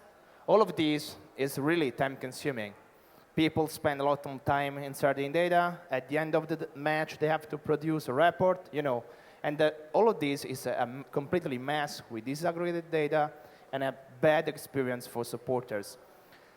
So say goodbye to these tools and welcome to GoalShouder. GoalShouder is a crowdsourcing real-time data collection platform enabling anyone with a smartphone to easily collect and distribute data that can engage passionate supporters, clubs, and brands at any level of the game. Actually, it's time saver because you don't have to waste time at the end of the match to collect data you already noted somewhere. And of course, you can create rich content that is not possible in any other ways. At the end of the day, what you get is your fans are really engaged live during the game, both at home or both at the stadium. So let me explain how does it work.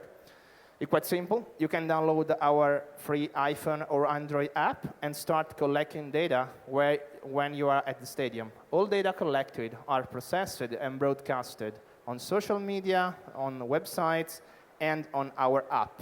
At the end of the match, you also get some nice statistics. Let's go a bit deeper. So data collection is just 1, 2, 3 tap, and you just collect a goal. After that, goal could be enjoyed on a football club's website, if they have one, with our embeddable widget, or we can generate rich custom graphics real-time on social media. Most of the clubs has a Facebook page, and we can enrich the live content, live pictures. If they don't have a website, don't have a Facebook page, actually the supporters can enjoy the game even on our app. At the end of the match, you can get some statistics that is also useful for coaches and for local medias. We are talking about a market of something like 1.2 million people, because we are talking about football clubs. But the point is that this type of model could be scaled on baseball, rugby, volleyball, and so on. So we already have some revenues. We have a business model that has 3 revenue streams in place. We're already selling the solution to B2C, the non-professional football clubs. And we are also selling a white label solution to professional world like Serie A clubs, media brands, and leagues and federations. At the moment, distribution is quite easy on the B2B side. We have a partnership with a sports media company. And on B2C side, we are working on creating an organic process of growth. Of course, to do this is quite tough, but we are putting in place some actions to create service awareness, to create prosumers, at the end of the day, to create consumer. Competition is tough, as you can see. A lot of companies are moving towards our area. But we put in place some key values, like the 5 things you can list here. We created a unique data collection process. We are able to provide a unique crowdsourcing algorithm. And we are also able to provide a high-quality source of information because football clubs are directly involved in creating the content. Of course, integration with social media and professional services is key. The team is quite good at executing business. We already have experience in digital media, mobile apps, and sport technology, but we are hiring. So if you are interested or you know someone willing to join us, please let us know. At the moment, we are preparing for the next round. We already raised something like 600,000 euros, and our goal is to extend the business Europe-wide, starting from UK and Spain, and to work hard on the product to make the organic distribution more and more easier and reduce the cost of acquisition. At the moment, we are just focusing on the Italian market to test it as soon as possible to get really bright numbers on key metrics. We are also improving the subscription offering and the price of them. And of course, we are making out some money with B2B offering. That's it. So if you have some questions, let me know. Thank you much.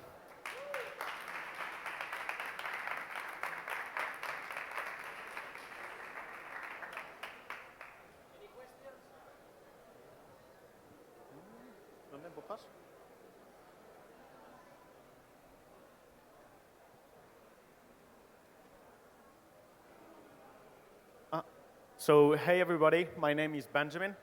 I'm the medical director at Healthia. I first have to tell you about a very, very sad story on my personal life.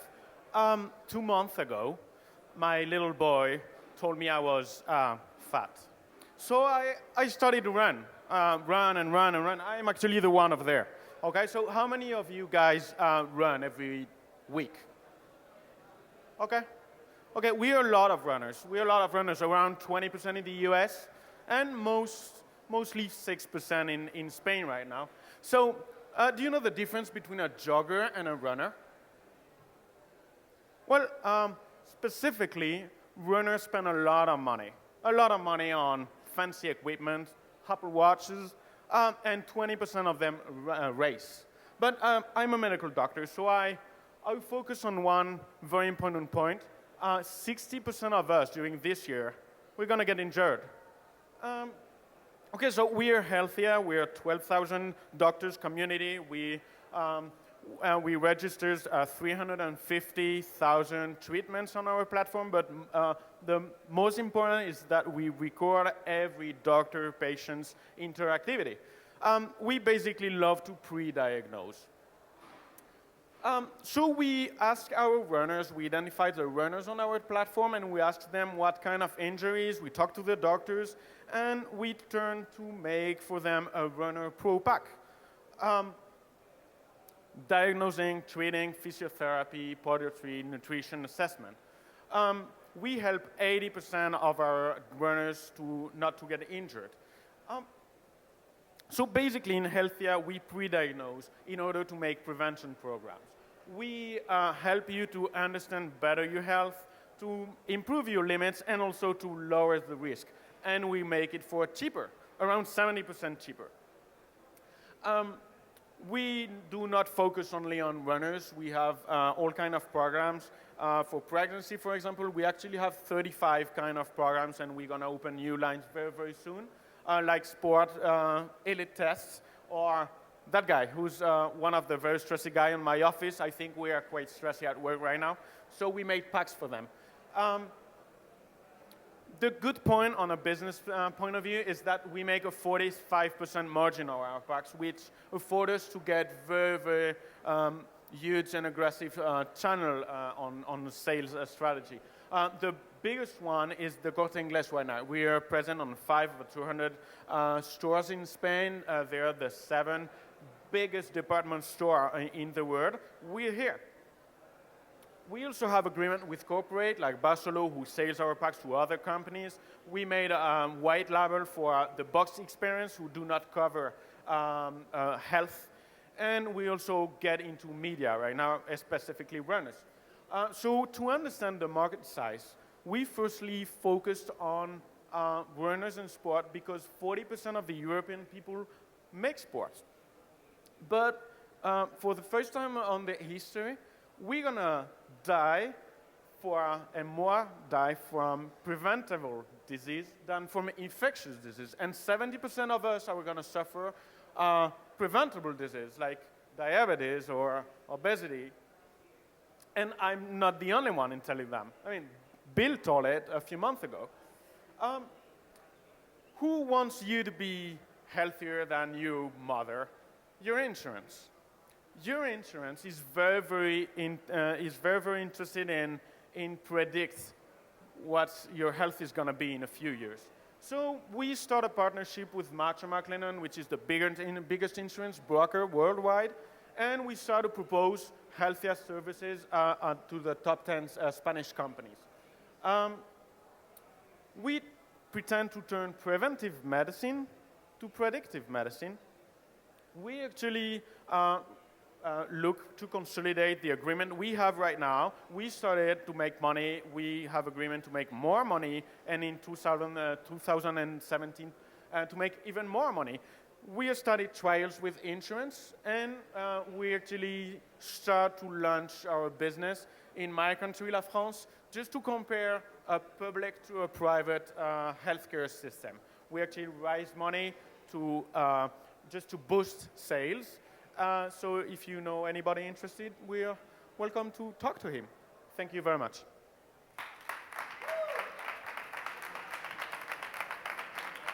Well done. Don't go, everybody, because we have another last-minute surprise, which is the last speaker of the morning before lunch. And this guy is giving money away. I repeat, this guy is giving money away to entrepreneurs with projects Please come and join us in half a minute.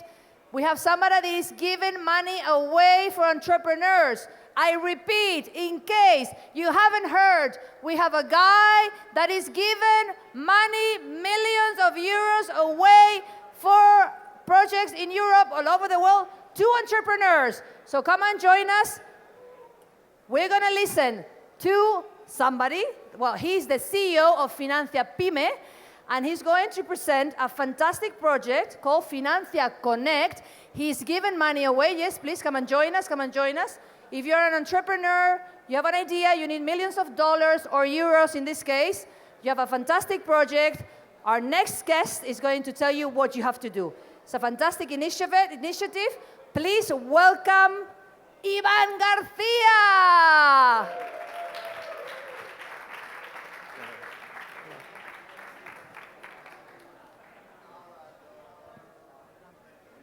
Much for the presentation. I don't know whether I'm going to be able to live up to my presentation. It was so good.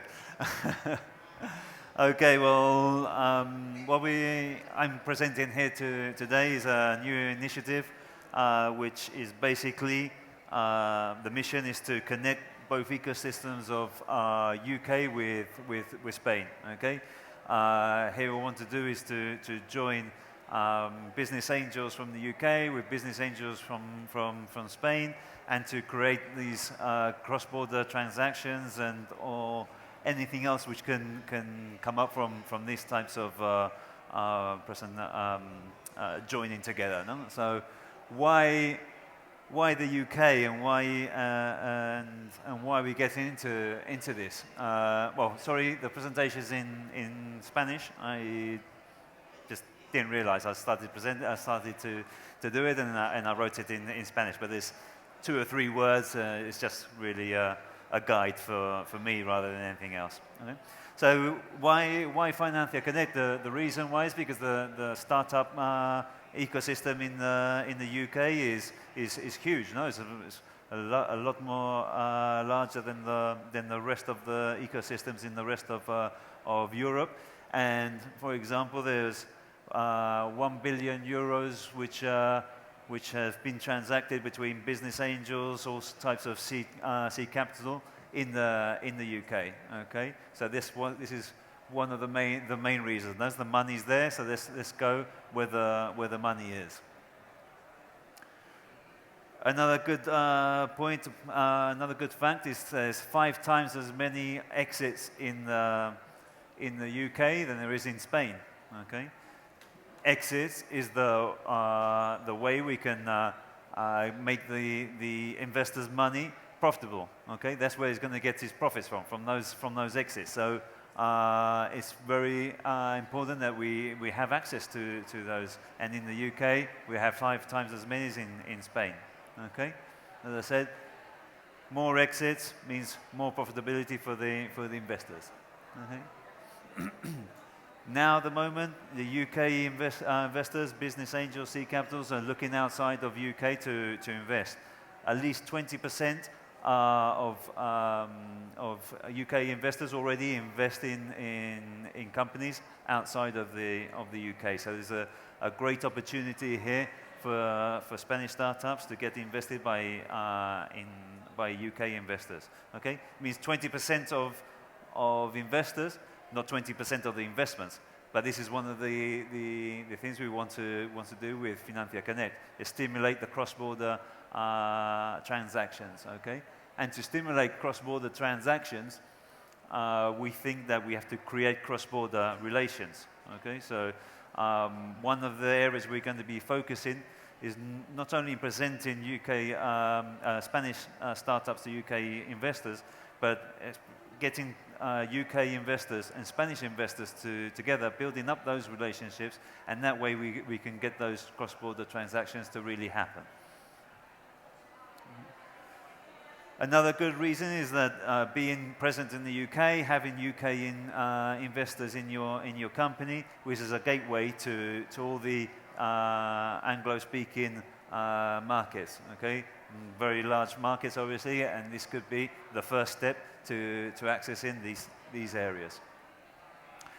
And also, if we want to be a global startup, well, we have to have global investors, we have to have a global team, and, well, Financia Connect, we hope that through this building of relationships between UK and Spain, we're going to allow UK Spanish startups to become more global. Okay? So the first initiative of Financia Connect is to establish the investment forum, the Financia Connect Investment Forum, okay, which we're already working on. And here in the South Summit, we're going to choose 3 startups of the 20 finalists, which are going to have direct access to this investment forum, which is going to take place in February of next year. Okay. The whole process, which begins now, which begins today, we're going to be looking to attract approximately 500 startups, which are going to go through an automatic system of filter. It's a 50-question, multiple choice question, which is going to give you a point system on the market opportunity, on the team, on your finance, on the capabilities of presentation, etc. And it's going to do an automatic filter, which is going to reduce to 150, which we're going to study more in depth, okay?